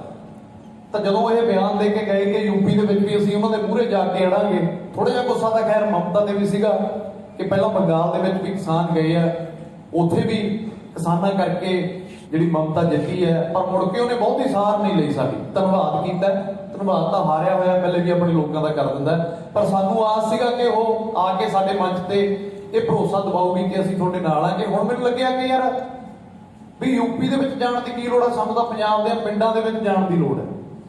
ਤਾਂ ਅੱਜ ਉਹ ਚੀਜ਼ ਸਮਝ ਚ ਆਉਂਦੀ ਹੈ ਸਾਡੇ ਕਿ ਯੂਪੀ ਦੇ ਵਿੱਚ ਜਾਣ ਦੀ ਕਿਉਂ ਲੋੜ ਹੈ, ਕਿਉਂਕਿ ਐਡੀ ਬੇਸ਼ਰਮ ਸਰਕਾਰ ਹੈ, ਇਹ ਬਿਲਕੁਲ ਮੰਨਣ ਦੇ ਤਿਆਰ ਹੀ ਨਹੀਂ ਹੈਗੀ। ਹੁਣ ਯੂਪੀ ਦੇ ਵਿੱਚ ਜਾ ਕੇ ਇਹ ਕਿਵੇਂ ਮੰਨੂਗੀ, ਕਿਉਂਕਿ ਯੂਪੀ ਇੱਕ ਐਸਾ ਸੂਬਾ ਹੈ ਜਿੱਥੋਂ ਸੈਂਟਰ ਦੀ ਜਿਹੜੀ ਸਰਕਾਰ ਸੱਤਾ ਦੇ ਵਿੱਚ ਆਉਂਦੀ ਹੈ ਉਹ ਰਾਹ ਜਾਂਦਾ ਹੈ। ਇੱਕ ਕਹਾਵਤ ਬਣੀ ਹੋਈ ਹੈ ਜਾਂ ਇੱਕ ਧਾਰਨਾ ਕਿ ਜਿਹੜੀ ਯੂਪੀ ਦੇ ਵਿੱਚ ਜਿਹਦੀ ਗਵਰਨਮੈਂਟ ਹੋਈ ਉਹਦੀ ਪੂਰੀ ਭਾਰਤ ਦੇ ਵਿੱਚ ਸਰਕਾਰ ਉਹਦੀ ਹੋਊਗੀ, ਕਿਉਂਕਿ ਸਭ ਤੋਂ ਵੱਧ ਜਿਹੜੀਆਂ ਸੀਟਾਂ ਨੇ ਯੂਪੀ ਦੇ ਵਿੱਚ ਨੇ ਲੋਕ ਸਭਾ ਦੀ। ਤਾਂ ਜਦੋਂ ਅਸੀਂ ਜਿਵੇਂ ਬੰਗਾਲ ਦੇ ਵਿੱਚ ਜਿੱਤ ਪੈਦਾ ਕੀਤੀ ਹੈ, ਉਦੋਂ ਜਿਵੇਂ ਹੁਣ ਅਸੀਂ ਯੂਪੀ ਦੇ ਵਿੱਚ ਜਾਵਾਂਗੇ, ਉਹ ਗੱਲ ਵੱਖ ਹੈ ਕਿ ਜੇ ਤਾਂ ਪੇਪਰਾਂ ਵਾਲੀਆਂ ਵੋਟਾਂ ਹੋਈਆਂ ਫਿਰ ਤਾਂ ਚਲੋ ਬੀਜੇਪੀ ਮੂੰਹ ਤੇ ਮੂੰਹ ਜਾ ਕੇ ਡਿੱਗੂਗੀ, ਹਾਰੂਗੀ। ਹੁਣ ਜੇ ਜਿੱਤੇ ਈਵੀਐਮ ਦੇ ਨਾਲ ਫਿਰ ਉਹਦਾ ਸਾਡੇ ਕੋਲ ਕੋਈ ਹੱਲ ਨਹੀਂ। ਉਹਦਾ ਵੀ ਹੱਲ ਜੇ ਐਤਕੀ ਵੀ ਈਵੀਐਮ ਦੇ ਸਹਾਰੇ ਜਿੱਤ ਕੇ ਸੱਤਾ ਦੇ ਵਿੱਚ ਆਉਂਦੇ ਨੇ ਤਾਂ ਮੈਂ ਇਹ ਗੱਲ ਗਾਰੰਟੀ ਦੇ ਨਾਲ ਕਹਿ ਸਕਦਾ ਕਿ ਅੱਜ ਦਾ ਜਿਹੜਾ ਸੰਘਰਸ਼ ਹੈ ਇਹ ਕਿਸਾਨਾਂ ਦਾ ਹੈ। ਫਿਰ ਇਹ ਮੁਲਕ ਤੱਕ ਦਾ ਪਲਟ ਦੇ ਵੱਲ ਨੂੰ ਵਧੂਗਾ, ਆਮ ਲੋਕ ਵੀ ਸੜਕਾਂ ਦੇ ਉੱਤੇ ਉਤਰੇ ਆਉਣਗੇ, ਅੱਜ ਵੀ ਉਤਰੇ ਹੋਏ, ਕਿਉਂਕਿ ਕੋਈ ਹਾਲ ਹੀਲਾ ਨਹੀਂ ਰਿਹਾ। ਤੁਸੀਂ ਦੇਖ ਲਓ ਹਰ ਇੱਕ ਚੀਜ਼ ਤੇ ਕਾਰਪੋਰੇਟ ਦਾ ਕਬਜ਼ਾ ਹੈ, ਤੇਲ ਹੈ ਸਾਰਾ, ਸਰੋਂ ਲੈ ਗਿਆ ਅਡਾਨੀ, ਲੈ ਗਿਆ ਸੇਬ ਅੰਬਾਨੀ, ਲੈ ਗਿਆ। ਤਾਂ ਪੰਜਾਬ ਦੀ ਧਰਤੀ ਹੈ ਜਿੱਥੋਂ, ਕਿਉਂਕਿ ਇੱਕ ਸਾਡਾ ਇਤਿਹਾਸ ਹੈ ਬਹੁਤ ਵੱਡਾ ਕਿ ਸਾਨੂੰ ਇਹ ਸਿਖਾਇਆ ਗਿਆ ਸਾਡੇ ਗੁਰੂਆਂ ਵੱਲੋਂ ਕਿ ਜਿੱਥੇ ਜ਼ੁਲਮ ਹੁੰਦਾ ਹੈ, ਜਿੱਥੇ ਕੋਈ ਵੀ ਸਮਾਜ ਦੇ ਪ੍ਰਤੀ ਕੋਈ ਕੁਰੀਤੀ ਵਰਤੀ ਜਾਂਦੀ ਹੈ, ਅਸੀਂ ਉਹਦੇ ਹੱਕ 'ਚ ਆ ਕੇ ਖੜਨਾ, ਉਹਦੇ ਨਾਲ ਖੜਨਾ। ਤੇ ਪੰਜਾਬ ਦੀ ਧਰਤੀ ਤੋਂ ਇਹ ਸੰਘਰਸ਼ ਸ਼ੁਰੂ ਹੋਇਆ ਤੇ ਇਹ ਆਸ ਕਰਨਾ ਕਿ ਇਹ ਅਸੀਂ ਸੰਘਰਸ਼ ਜਿੱਤ ਕੇ ਬਹੁਤ ਜਲਦੀ ਪੰਜਾਬ ਦੀ ਧਰਤੀ ਤੇ ਆਵਾਂਗੇ। ਜਿਹੜੇ ਇਸ ਸੰਘਰਸ਼ ਦੇ ਵਿੱਚ ਸਾਡੇ ਕਿਸਾਨ ਭਰਾ ਸ਼ਹਾਦਤਾਂ ਪਾ ਗਏ, ਉਹਨਾਂ ਦੀਆਂ ਸ਼ਹਾਦਤਾਂ ਨੇ ਜਿਹੜੀਆਂ ਉਹ ਵਿਅਰਥ ਨਹੀਂ ਜਾਣਗੀਆਂ। ਅੱਜ ਮੈਂ ਇੱਥੇ ਬਸ ਇਹੀ ਗੱਲ ਕਹਿ ਕੇ ਸਮਾਪਤੀ ਕਰੂੰਗਾ ਕਿ ਯੂਥ ਨੂੰ ਅਸੀਂ ਇੱਥੇ ਬਹੁਤ ਵੱਡੇ ਪੱਧਰ ਤੇ ਪਿੰਡਾਂ 'ਚ ਵੀ ਜਾਂਦੇ ਹਾਂ, ਰੋਜ਼ ਵੱਡੇ ਵੱਡੇ ਪ੍ਰੋਗਰਾਮ ਵੀ ਕਰਦੇ ਹਾਂ, ਪਰ ਅੱਜ ਇੱਥੇ ਪ੍ਰੋਗਰਾਮ ਕਰਨ ਨਾਲੋਂ ਸਾਨੂੰ ਅੱਜ ਲੋੜ ਹੈ ਕਿ ਆਪਾਂ ਦਿੱਲੀ ਦੀਆਂ ਸਰਹੱਦਾਂ ਵੱਲ ਨੂੰ ਚਾਲੇ ਪਾਈਏ। ਕਿਸ ਤੋਂ 1 ਦਿਨ ਲੱਗਦਾ, 2 ਦਿਨ ਲੱਗਦੇ ਨੇ, ਜ਼ਰੂਰ ਇਹ ਟਾਈਮ ਕੱਢਿਆ ਕਰੋ ਕਿ ਅੱਜ ਜਿਵੇਂ ਇੱਥੇ ਆਪਾਂ ਪ੍ਰੋਗਰਾਮ ਕੀਤਾ, ਮੈਂ ਅਗਲੀ ਵਾਰੀ ਵੀ ਪ੍ਰੋਗਰਾਮ ਹੋਣਗੇ, ਕੋਈ ਇਹ ਤਾਂ ਹੈ ਨਹੀਂਗਾ ਕਿ ਅੱਜ ਹੀ ਇਕੱਲਾ ਪ੍ਰੋਗਰਾਮ ਹੋਇਆ। ਜਦੋਂ ਤੁਸੀਂ ਅਗਲੀ ਵਾਰੀ ਪ੍ਰੋਗਰਾਮ ਰੱਖੋ ਤਾਂ ਤੁਸੀਂ ਜ਼ਰੂਰ ਇਹ ਨਾਲ ਬੈਨਰ ਤੇ ਲਿਖ ਕੇ ਲਾ ਦਿਓ ਕਿ ਇਸ ਪ੍ਰੋਗਰਾਮ ਦੀ ਜਦੋਂ ਸਮਾਪਤੀ ਹੋਊਗੀ ਉਦੋਂ ਬਾਅਦ ਅਸੀਂ 2 ਗੱਡੀਆਂ ਜਾਂ 3 ਗੱਡੀਆਂ ਦਿੱਲੀ ਨੂੰ ਲੈ ਕੇ ਜਾਣੀਆਂ ਨੇ। ਜਿਹੜਾ ਵੀ ਵੀਰ ਇੱਛਾ ਜਤਾਊਗਾ ਕਿ ਅਸੀਂ ਜਾਣਾ, ਉਹ ਸਾਡੇ ਨਾਲ ਚੱਲੇ ਤੇ ਆਪ ਦਾ ਫਰਜ਼ ਸਮਝਦੇ ਹੋਏ ਤੁਸੀਂ ਜਾਇਓਗੇ, ਕਿਉਂਕਿ ਸਾਨੂੰ ਉੱਥੇ ਸੰਘਰਸ਼ ਮਜ਼ਬੂਤ ਕਰਨ ਦੀ ਜ਼ਿਆਦਾ ਲੋੜ ਹੈ। ਸੋ ਇਹ ਆਸ ਕਰਦੇ ਹਾਂ ਕਿ ਆਉਣ ਵਾਲੇ ਦਿਨਾਂ ਦੇ ਵਿੱਚ ਵੀ ਜਿਹੜਾ ਯੂਥ ਹੈ ਜਿਹਦੇ ਤੇ ਬਹੁਤ ਵੱਡੇ ਵੱਡੇ ਧੱਬੇ ਲੱਗੇ ਹੋਏ ਸੀ, ਉੜਦਾ ਪੰਜਾਬ, ਇੱਥੇ ਇਹ ਵੀ ਕਿਹਾ ਜਾਂਦਾ ਸੀ ਕਿ ਲੱਚਰ ਗਾਇਕੀ ਗਾਉਣੇ ਵਾਲਿਆਂ ਨੇ ਫਲਾਤੀ, ਅੱਜ ਉਹੀ ਨੌਜਵਾਨ ਨੇ, ਉਹੀ ਸਾਡੇ ਵੀਰ ਨੇ ਜਿਨ੍ਹਾਂ ਨੂੰ ਇਹ ਕਿਹਾ ਜਾਂਦਾ ਸੀ ਕਿ ਇਹਨਾਂ ਦੀਆਂ ਬਾਹਾਂ ਦੇ ਵਿੱਚ ਚਿੱਟੇ ਦੀਆਂ ਸੂਈਆਂ ਰਹਿ ਗਈਆਂ, ਉਹੀ ਪੰਜਾਬੀ ਗਾਇਕ ਨੇ, ਇੰਡਸਟਰੀ ਹੈ। ਜੇ ਬਦਲਾਅ ਦੀ ਗੱਲ ਕਰੀਏ ਤਾਂ ਕਹਿੰਦੇ ਆ ਕਿ ਅਸੀਂ ਕੀ ਖੱਟ ਲਿਆ। ਮੈਂ ਇੱਕ ਧਰਨੇ ਦੇ ਨਾਲ ਰਿਲੇਟਡ ਦੀ ਕੁਝ ਦੱਸੂਗਾ, ਮੈਂ ਆਪਦੇ ਕਿੱਤੇ ਦੇ ਨਾਲ ਰਿਲੇਟਡ ਇੱਕ ਚੀਜ਼ ਦੱਸੂਗਾ। ਨਿਰਵੈਰ ਵੀ ਇੱਥੇ ਬੈਠਾ, ਹੁਣ 2 ਮਹੀਨਿਆਂ ਤੱਕ ਵਿਆਹਾਂ ਦੇ ਪ੍ਰੋਗਰਾਮ ਚੱਲਣ ਲੱਗ ਜਾਣੇ। ਜੇ ਅਸੀਂ ਦੱਸੀਏ ਕਿ ਅਸੀਂ ਕੀ ਪ੍ਰਾਪਤ ਕਰ ਲਿਆ, ਜਿੱਥੇ ਵਿਆਹਾਂ ਦੇ ਵਿੱਚ ਇਹ ਗੀਤ ਚੱਲਦੇ ਹੁੰਦੇ ਸੀ ਵੀ 2 ਪੈਗ ਲਾ ਲਓ, 3 ਪੈਗ ਲਾ ਲਓ, ਚੱਕ ਲਓ, ਗੋਲੀ ਚਲਾ ਦਿਓ, ਅੱਜ ਉੱਥੇ ਸਾਡੇ ਸਾਰੇ ਵਿਆਹ ਨੇ ਜਿਹੜੇ ਉਹ ਕਿਸਾਨੀ ਵਾਲੇ ਗੀਤਾਂ ਤੇ ਟੱਪ ਜਾਂਦੇ। 2.5 ਘੰਟੇ ਦਾ ਪ੍ਰੋਗਰਾਮ ਹੁੰਦਾ, 2.5 ਘੰਟੇ ਦੇ ਵਿੱਚ ਕਿਸਾਨੀ ਵਾਲਾ ਗੀਤ ਮੈਂ ਕਹਿੰਦਾ ਘੱਟੋ ਘੱਟ ਜੇ ਯਾਦ ਨਹੀਂ ਤਾਂ 20 ਵਾਰੀ ਗਾਉਣਾ ਪੈਂਦਾ। ਚਾਹੇ ਉਹ ਜੋੜੀ ਨੇ ਨੱਚਣਾ ਹੋਵੇ ਤਾਂ ਗਾਉਣਾ ਪੈਂਦਾ, ਚਾਹੇ ਕੋਈ ਬਜ਼ੁਰਗ ਹੋਣ ਚਾਹੇ ਨੌਜਵਾਨ ਹੋਣ। ਇਹ ਬਦਲਾਅ ਹੈ, ਇਹ ਸਾਡੀ ਗਾਇਕੀ ਦੇ ਵਿੱਚ ਵੀ ਬਦਲਾਅ ਹੈ, ਸਾਡੇ ਸੱਭਿਆਚਾਰ ਦੇ ਵਿੱਚ ਵੀ ਬਦਲਾਅ ਹੈ, ਜਿਹੜਾ ਬਹੁਤ ਗੰਦਲਾ ਹੋ ਚੁੱਕਿਆ ਸੀ। ਤੇ ਮੈਂ ਮੰਨਦਾ ਕਿ ਸੱਚੀ ਨੂੰ ਗੰਦਲਾ ਹੋ ਚੁੱਕਿਆ ਸੀ, ਪਰ ਫਿਰ ਦੁਬਾਰੇ ਮੁੜ ਕੇ ਅਸੀਂ ਆਪਦੀਆਂ ਜੜ੍ਹਾਂ ਵੱਲ ਨੂੰ ਵਧੇ ਹਾਂ, ਆਪਦੀਆਂ ਜ਼ਿੰਮੇਵਾਰੀਆਂ ਵੱਲ ਨੂੰ ਵਧੇ ਹਾਂ, ਤੇ ਆਸ ਕਰਦਾ ਇਹਨਾਂ ਜ਼ਿੰਮੇਵਾਰੀਆਂ ਤੇ ਇਦਾਂ ਹੀ ਡਟ ਕੇ ਪਹਿਰਾ ਦਿੰਦੇ ਰਹਾਂਗੇ। ਤੁਹਾਡੀ ਸ਼ਾਨ ਦੇ ਖਿਲਾਫ ਕੋਈ ਵੀ ਸ਼ਬਦ ਹੈ ਜਿਹੜਾ ਵੱਧ ਘੱਟ ਕਿਹਾ ਗਿਆ ਹੋਵੇ ਤਾਂ ਤਹਿ ਦਿਲ ਤੋਂ ਮਾਫੀ ਚਾਹੁੰਦਾ, ਕਿਉਂਕਿ ਮੈਂ ਕੋਈ ਬੁਲਾਰਾ ਨਹੀਂ। ਤੁਸੀਂ ਸਾਰੇ ਬੜੇ ਸਤਿਕਾਰਯੋਗ ਹੋ, ਪ੍ਰੋਫੈਸਰ ਸਾਹਿਬਾਨ ਬੈਠੇ ਨੇ, ਟੀਚਰ ਬੈਠੇ ਨੇ, ਵੀਸੀ ਸਾਹਿਬ ਬੈਠੇ ਨੇ। ਅਸੀਂ ਇੱਕ ਆਮ ਸਟੂਡੈਂਟ ਸੀ। ਇਸ ਸੰਘਰਸ਼ ਨੇ ਜ਼ਿੰਦਗੀ ਕਿਵੇਂ ਬਦਲੀ ਮੈਂ ਕਦੇ ਜ਼ਿੰਦਗੀ 'ਚ ਨਹੀਂ ਸੋਚਿਆ ਸੀ। ਹੁਣ ਤੁਸੀਂ ਇਹ ਨਾ ਕਹੋ ਕਿ ਮੈਂ ਆਪਦੇ ਮੂੰਹੋਂ ਆਪਦੀ ਵਡਿਆਈ ਕਰਨ ਲੱਗਿਆ। ਜਿੰਨੀ ਕਿ ਮੇਰਾ ਗਾਇਕੀ ਦਾ 5-6 ਸਾਲ ਦਾ ਸਫ਼ਰ ਹੈ, 5 ਸਾਲ ਹੀ ਤਕਰੀਬਨ ਹੋਏ ਹੈ। ਜੇ ਮੈਂ 10 ਸਾਲ ਹੋਰ ਵੀ ਗਾ ਲੈਂਦਾ ਤਾਂ ਮੈਨੂੰ ਨਹੀਂ ਲੱਗਦਾ, ਕਿਉਂਕਿ ਅੱਜ ਦੀ ਜਿਹੜੀ ਗਾਇਕੀ ਹੈ ਜਿੰਨੀ ਉਹ ਕਮਰਸ਼ੀਅਲ ਹੋ ਚੁੱਕੀ ਹੈ, ਕੋਈ ਮੇਰੇ ਤੇ ਕਿਤੇ ਕਿਸੇ ਕਿਤਾਬ 'ਚ ਮੇਰਾ ਜ਼ਿਕਰ ਆਉਂਦਾ। ਇੱਕ ਦਿਨ ਮੈਨੂੰ ਬੜੀ ਹੈਰਾਨੀ ਹੋਈ ਕਿ ਸਾਡੇ ਘਰੇ ਇੱਕ ਚੰਡੀਗੜ੍ਹ ਯੂਨੀਵਰਸਿਟੀ ਤੋਂ ਪ੍ਰੋਫੈਸਰ ਆਏ ਤੇ ਉਹ ਆ ਕੇ ਬੈਠੇ। ਮੈਨੂੰ ਲੱਗਿਆ ਕਿ ਦਿੱਲੀ ਧਰਨੇ ਦੀ ਗੱਲਬਾਤ ਇਹਨਾਂ ਨੇ ਮੇਰੇ ਨਾਲ ਕਰਨੀ ਹੋਊਗੀ। ਜਦੋਂ ਅਸੀਂ ਚਾਹ ਪੀ ਰਹੇ ਸੀ ਮੈਨੂੰ ਕਹਿੰਦੇ ਕਿ ਤੁਸੀਂ ਜੀ ਆਪਦੀ ਵਿਆਹ ਵਾਲੀ ਫੋਟੋ ਮੈਨੂੰ ਸੈਂਡ ਕਰਿਓ ਕਿ ਤੁਸੀਂ ਝੰਡਾ ਲਾ ਕੇ ਗਏ ਸੀ। ਮੈਂ ਕਿਹਾ ਜੀ ਜ਼ਰੂਰ ਕਰ ਦੂੰਗਾ। ਕਹਿੰਦੇ ਵੀ ਉਸ ਤੋਂ ਬਾਅਦ 'ਚ ਮੈਂ ਇੱਕ ਕਿਤਾਬ ਲਿਖ ਰਹੀ ਹਾਂ ਜਿਹਦੇ ਵਿੱਚ ਅਸੀਂ ਤੁਹਾਡਾ ਜ਼ਿਕਰ ਪਾਉਣਾ ਹੈ। ਤਾਂ ਮੈਨੂੰ ਆਪਦੇ ਆਪ ਨੂੰ ਬੜਾ ਇੱਕ ਮਤਲਬ ਅੰਦਰੋਂ ਇੱਕ ਭਾਵਨਾ ਆਈ ਕਿ ਮੈਂ ਸਾਰੀ ਜ਼ਿੰਦਗੀ ਵੀ ਇਸ ਪ੍ਰੋਫੈਸ਼ਨ ਦੇ ਵਿੱਚ ਲਾ ਲੈਂਦਾ, ਕਿਉਂਕਿ ਹੁਣ ਜਿਹੜੀ ਗਾਇਕੀ ਪੰਮੀ ਬਾਈ ਜਿਹਨਾਂ ਨੇ ਗਾਈ ਹੈ, ਸੱਭਿਆਚਾਰ ਨੂੰ ਪਿਆਰ ਕਰਦੇ ਆ, ਅਸੀਂ ਵੀ ਕਰਦੇ ਹਾਂ, ਪਰ ਅੱਜ ਇੱਕ ਸਮਾਂ ਬਦਲ ਚੁੱਕਿਆ। ਫਿਰ ਵੀ ਬਹੁਤ ਗਾਇਕ ਵੀ ਰਹੇ ਜਿਹਨੇ ਜਿਹੜੇ ਸੱਭਿਆਚਾਰ ਦੀ ਗੱਲ ਕਰਦੇ ਆ, ਪੰਜਾਬ ਦੀ ਗੱਲ ਕਰਦੇ ਆ, ਪਰ ਜੇ ਕਮਰਸ਼ੀਅਲਿਜ਼ਮ 'ਚ ਆ ਜਾਈਏ ਤਾਂ ਮੈਨੂੰ ਨਹੀਂ ਲੱਗਦਾ ਕਿ ਸਾਡੇ 'ਚੋਂ ਕੋਈ ਵੀ ਗਾਉਣੇ ਵਾਲਾ ਹੈ ਜਾਂ ਜਿਹਦੇ ਤੇ ਕਿਤਾਬ ਲਿਖੀ ਜਾਊਗੀ ਕਿ ਚੰਗੀਆਂ ਗੱਲਾਂ ਕਰਕੇ। ਚਲੋ ਮੇਰੇ ਤੇ ਕਿਤਾਬ ਤਾਂ ਨਹੀਂ, ਕਿਤਾਬ ਧਰਨੇ ਤੇ ਹੈ, ਪਰ ਮੇਰਾ ਇੱਕ ਜ਼ਿਕਰ ਜ਼ਰੂਰ ਉਹਦੇ ਵਿੱਚ ਆਇਆ, ਤਾਂ ਮੇਰੇ ਲਈ ਇਹ ਬਹੁਤ ਪ੍ਰਾਊਡ ਵਾਲੀ ਗੱਲ ਹੈ। ਜਿਹੜੀਆਂ ਅਸੀਂ ਚੁਣੀਆਂ ਹੋਈਆਂ ਸਰਕਾਰਾਂ ਨੇ ਉਹ ਡਰਦੀਆਂ ਨੇ ਕਿ ਹੁਣ ਪੰਜਾਬ ਦੇ ਕਿਸਾਨ ਨੇ ਜਿਹੜੇ ਉਹ ਜਾਗ ਚੁੱਕੇ ਨੇ, ਹੁਣ ਇਹਨਾਂ ਨੇ ਹੱਕ ਮੰਗਣਾ। ਹੁਣ ਇਹਨਾਂ ਨੇ ਸਾਨੂੰ ਇਹ ਨਹੀਂ ਕਹਿਣਾ ਜੀ ਸਾਡੇ ਅਸਲੇ ਦਾ ਲਾਇਸੈਂਸ ਬਣਵਾ ਦਿਓ ਜਾਂ ਸਾਡੇ ਵਿਆਹ ਤੇ ਆ ਜਾਓ ਜਾਂ ਸਾਡੇ ਭੋਗ ਤੇ ਆ ਜਾਓ। ਹੁਣ ਤਾਂ ਪਹਿਲਾਂ ਪਿੰਡ 'ਚ ਪਹੁੰਚਣ ਤੋਂ ਪਹਿਲਾਂ ਫੋਨ ਕਰਨਾ ਪੈਂਦਾ ਆਪਦੇ ਸਪੋਰਟਰਾਂ ਨੂੰ ਵੀ ਵਿਰੋਧ ਵਾਲੇ ਕਿੰਨੇ ਨੇ ਤੇ ਸਾਡੇ ਪੱਖ 'ਚ ਕਿੰਨੇ ਨੇ। ਇਹ ਅਸਲੀ ਕਿਸਾਨੀ ਸੰਘਰਸ਼ ਦੀ ਜਿੱਤ ਹੈ। ਇੱਥੋਂ ਬਦਲਾਅ ਸ਼ੁਰੂ ਹੋਇਆ। ਅੱਜ ਤੋਂ ਪਹਿਲਾਂ ਇੱਕ ਚੀਜ਼ ਕਦੇ ਨਹੀਂ ਦੇਖੀ ਗਈ ਸੀ। ਤਕਰੀਬਨ 15 ਸਾਲ ਤਾਂ ਮੈਨੂੰ ਵੀ ਹੋ ਗਿਆ। ਲੀਡਰ ਸਾਡੇ ਘਰੇ ਆਉਂਦਾ ਸੀ, ਸਮਾਂ ਅਸੀਂ ਰਿਸ਼ਤੇਦਾਰਾਂ ਨੂੰ ਬਦਨਾਮ ਨਹੀਂ ਕਰਾਉਂਦੇ ਸੀ, ਉਹਨਾਂ ਨੂੰ ਕਰਾਉਂਦੇ ਸੀ। ਇਹ ਬਦਲਾਅ ਆਪਾਂ ਏਦਾਂ ਹੀ ਬਰਕਰਾਰ ਰੱਖਣਾ। ਪਿਛਲੇ ਦਿਨਾਂ ਤੁਸੀਂ ਯੂਨੀਵਰਸਿਟੀ 'ਚ ਵੀ ਦੇਖੋ, ਇਹ ਲੋਕਤੰਤਰ ਹੈ ਜਿਹੜਾ 3 ਕਾਲੇ ਕਾਨੂੰਨਾਂ ਤੋਂ ਅੱਜ ਤੀਵੀਆਂ ਦੀਆਂ ਗੁੱਤਾਂ ਤੱਕ ਪਹੁੰਚ ਗਿਆ, ਸਾਡੀਆਂ ਭੈਣਾਂ ਦੀਆਂ ਗੁੱਤਾਂ ਤੱਕ ਪਹੁੰਚ ਗਿਆ। ਤੁਸੀਂ ਦੇਖੋ ਪਿਛਲੇ ਦਿਨੀ ਕਿਵੇਂ ਤਸ਼ੱਦਦ ਕੀਤਾ ਗਿਆ। 15 ਬੰਦਿਆਂ ਦੇ ਖੜਾ ਕੇ ਚੰਡੀਗੜ੍ਹ ਦੇ ਵਿੱਚ ਗੱਭੇ ਇੱਕ ਭੈਣ ਨੂੰ ਬੇਇੱਜ਼ਤ ਕੀਤਾ ਗਿਆ, ਛੋਟੇ ਛੋਟੇ ਜਵਾਕਾਂ ਤੇ ਤਸ਼ੱਦਦ ਕੀਤਾ ਗਿਆ। ਤਾਂ ਇਹਨੂੰ ਅਸੀਂ ਸਰਕਾਰ ਨਹੀਂ ਕਹਿ ਸਕਦੇ, ਇਹਨੂੰ ਲੋਕਤੰਤਰ ਨਹੀਂ ਕਹਿ ਸਕਦੇ। ਇਹ ਇੱਕ ਗੁੰਡਾ ਤੰਤਰ ਹੈ ਕਿ ਪਾਵਰ ਹੈ ਜਿਹੜੀ ਮਸ਼ੀਨਾਂ ਦੇ ਰਾਹੀਂ ਅਸੀਂ ਜਿੱਤ ਕੇ ਆ ਜਾਣਾ। ਕਾਰਪੋਰੇਟ ਘਰਾਣੇ ਨੇ ਉਹਨਾਂ ਤੋਂ ਪੈਸਾ ਲੈ ਕੇ ਵੋਟਾਂ ਦੇ ਵਿੱਚ ਲਾਈ ਜਾਣਾ, ਤੇ ਕੋਈ ਬੋਲੂਗਾ ਆਪ ਦੇ ਹਿਸਾਬ ਨਾਲ ਕਾਨੂੰਨ ਬਣਾਏ ਹੋਏ ਨੇ, ਚੱਕ ਕੇ ਉਹਦੇ ਤੇ ਪਰਚਾ ਦੇ ਦਾਂਗੇ। ਮੋਹਾਲੀ ਦੇ ਵਿੱਚ ਇੱਕ ਬਹੁਤ ਵੱਡਾ ਕਿਸਾਨ ਸੰਮੇਲਨ ਹੋਇਆ ਜਿੱਥੇ ਸਾਨੂੰ ਵੀ ਬੁਲਾਇਆ ਗਿਆ, ਤੇ ਮੈਨੂੰ ਉੱਥੋਂ ਪ੍ਰਸ਼ਾਸਨ ਦਾ ਫੋਨ ਆਉਂਦਾ ਕਿ ਬਾਈ ਜੀ ਸਾਡੇ ਕੋਲ ਇੰਟੈਲੀਜੈਂਸੀ ਦੀ ਰਿਪੋਰਟ ਹੈ। ਮੈਨੂੰ ਇਹ ਨਹੀਂ ਪਤਾ ਕਿ ਕਿਹੜੀ ਇੰਟੈਲੀਜੈਂਸੀ ਹੈ। ਅਸੀਂ 9 ਮਹੀਨਿਆਂ ਤੋਂ ਦਿੱਲੀ ਬੈਠੇ ਹੋ ਗਏ, ਸਾਨੂੰ ਕਿਸੇ ਵੀ ਕਿਸਮ ਦਾ ਕੋਈ ਖਤਰਾ ਨਹੀਂ। ਜਦੋਂ ਵੀ ਸਰਕਾਰ ਦੇ ਨੁਮਾਇੰਦੇ ਹੋਣਗੇ ਤਾਂ ਉਹ ਕਹਿਣਗੇ ਜੀ ਇੰਟੈਲੀਜੈਂਸੀ ਦੀ ਰਿਪੋਰਟ ਹੈ ਪਾਕਿਸਤਾਨ ਤੋਂ ਕਿ ਕਿਸਾਨੀ ਆਗੂਆਂ ਨੂੰ ਖਤਰਾ ਹੈ। ਦੱਸੋ ਇਹਨਾਂ ਨਾਲ ਕਿਹੜੇ ਗਨਮੈਨ ਨੇ? ਏਦਾਂ ਹੀ ਸਾਰੀ ਦਿਹਾੜੀ ਇਹ ਪਿੰਡਾਂ 'ਚ ਤੁਰੇ ਫਿਰਦੇ ਨੇ, ਏਦਾਂ ਹੀ ਧਰਨੇ ਦੇ ਵਿੱਚ ਤੁਰੇ ਫਿਰਦੇ ਨੇ। ਇਹ ਇੰਟੈਲੀਜੈਂਸ ਉਦੋਂ ਹੀ ਇਹਨਾਂ ਨੂੰ ਰਿਪੋਰਟ ਬਣਾ ਕੇ ਦਿੰਦੀ ਹੈ ਜਦੋਂ ਇਹਨਾਂ ਨੇ ਕੁਛ ਆਪਦਾ ਕਰਨਾ ਹੁੰਦਾ। ਤਾਂ ਮੈਨੂੰ ਕਹਿੰਦੇ ਕਿ ਇੰਟੈਲੀਜੈਂਸ ਦੀ ਰਿਪੋਰਟ ਹੈ, ਤੁਸੀਂ ਇੱਥੇ ਨਾ ਆਇਓ ਜੀ। ਮੈਂ ਕਿਹਾ ਜੀ ਠੀਕ ਹੈ। ਮੈਂ ਕਿਹਾ ਮੈਂ ਇੱਥੇ ਨਾ ਆਵਾਂ ਜਾਂ ਕਿਤੇ ਵੀ ਨਾ ਜਾਵਾਂ? ਨਹੀਂ, ਕਹਿੰਦੇ ਜੀ ਜਿੱਥੇ ਮਰਜ਼ੀ ਜਾਓ, ਸਾਡੇ ਜ਼ਿਲ੍ਹੇ ਦੀ ਹੱਦ ਚੋਂ ਬਾਹਰ ਜਾ ਕੇ ਜੋ ਮਰਜ਼ੀ ਕਰੋ। ਤਾਂ ਮੈਂ ਪੰਚਕੂਲੇ ਚਲਾ ਗਿਆ। ਪੰਚਕੂਲੇ ਬਹੁਤ ਮੀਡੀਆ ਸੀ, ਸ਼ਾਂਤਮਈ ਤਰੀਕੇ ਨਾਲ ਸਾਰਾ ਕੁਝ ਹੋਇਆ, ਅਸੀਂ ਪ੍ਰੋਟੈਸਟ ਕੀਤਾ, ਵਾਪਸ ਆ ਗਏ। ਪਰ ਪਰਚਾ ਮੇਰੇ ਤੇ ਚੰਡੀਗੜ੍ਹ ਕੱਟਤਾ। ਜਿਹੜੇ ਪ੍ਰਸ਼ਾਸਨ ਤੋਂ ਅਸੀਂ ਇਹ ਆਸ ਕਰਦੇ ਹਾਂ ਕਿ ਸਾਡਾ ਸਾਥ ਦੇਊਗਾ, ਨਿਰਪੱਖ ਜਾਂਚ ਕਰੂਗਾ। ਅੱਜ ਉਹੀ ਪ੍ਰਸ਼ਾਸਨ ਹੈ ਜਿਹੜਾ ਸਰਕਾਰਾਂ ਨਾਲ ਰਲ ਕੇ ਸਾਡੇ ਲਾਠੀਆਂ ਮਾਰ ਰਿਹਾ, ਪਰ ਫਿਰ ਵੀ ਇਹ ਲਾਠੀਆਂ ਸਾਡਾ ਕੁਝ ਵਿਗਾੜ ਨਹੀਂ ਸਕਣਗੀਆਂ। ਆਪਾਂ ਇਕਜੁੱਟ ਰਹਿਣਾ, ਇੱਕ ਰਹਿਣਾ ਤੇ ਇਸ ਕਿਸਾਨੀ ਸੰਘਰਸ਼ ਨੂੰ ਆਪਾਂ ਹੋਰ ਮਜ਼ਬੂਤ ਕਰਨਾ। ਸੋ ਅਖੀਰ ਦੇ ਵਿੱਚ ਮੈਂ ਤੁਹਾਨੂੰ ਸਭ ਨੂੰ ਇਹੀ ਕਹੂੰਗਾ ਕਿ ਵੱਧ ਤੋਂ ਵੱਧ ਦਿੱਲੀ ਦੀਆਂ ਸਰਹੱਦਾਂ ਵੱਲ ਆਪਾਂ ਵਧੀਏ। ਜਿੰਨਾ ਵੀ ਸਮਾਂ ਸਾਡੇ ਤੋਂ ਉੱਥੇ ਲੱਗਦਾ ਹੈ ਆਪਾਂ ਲਾ ਕੇ ਆਈਏ। ਸ਼੍ਰੀ ਵਾਹਿਗੁਰੂ ਜੀ ਕਾ ਖਾਲਸਾ, ਸ਼੍ਰੀ ਵਾਹਿਗੁਰੂ ਜੀ ਕੀ ਫਤਿਹ।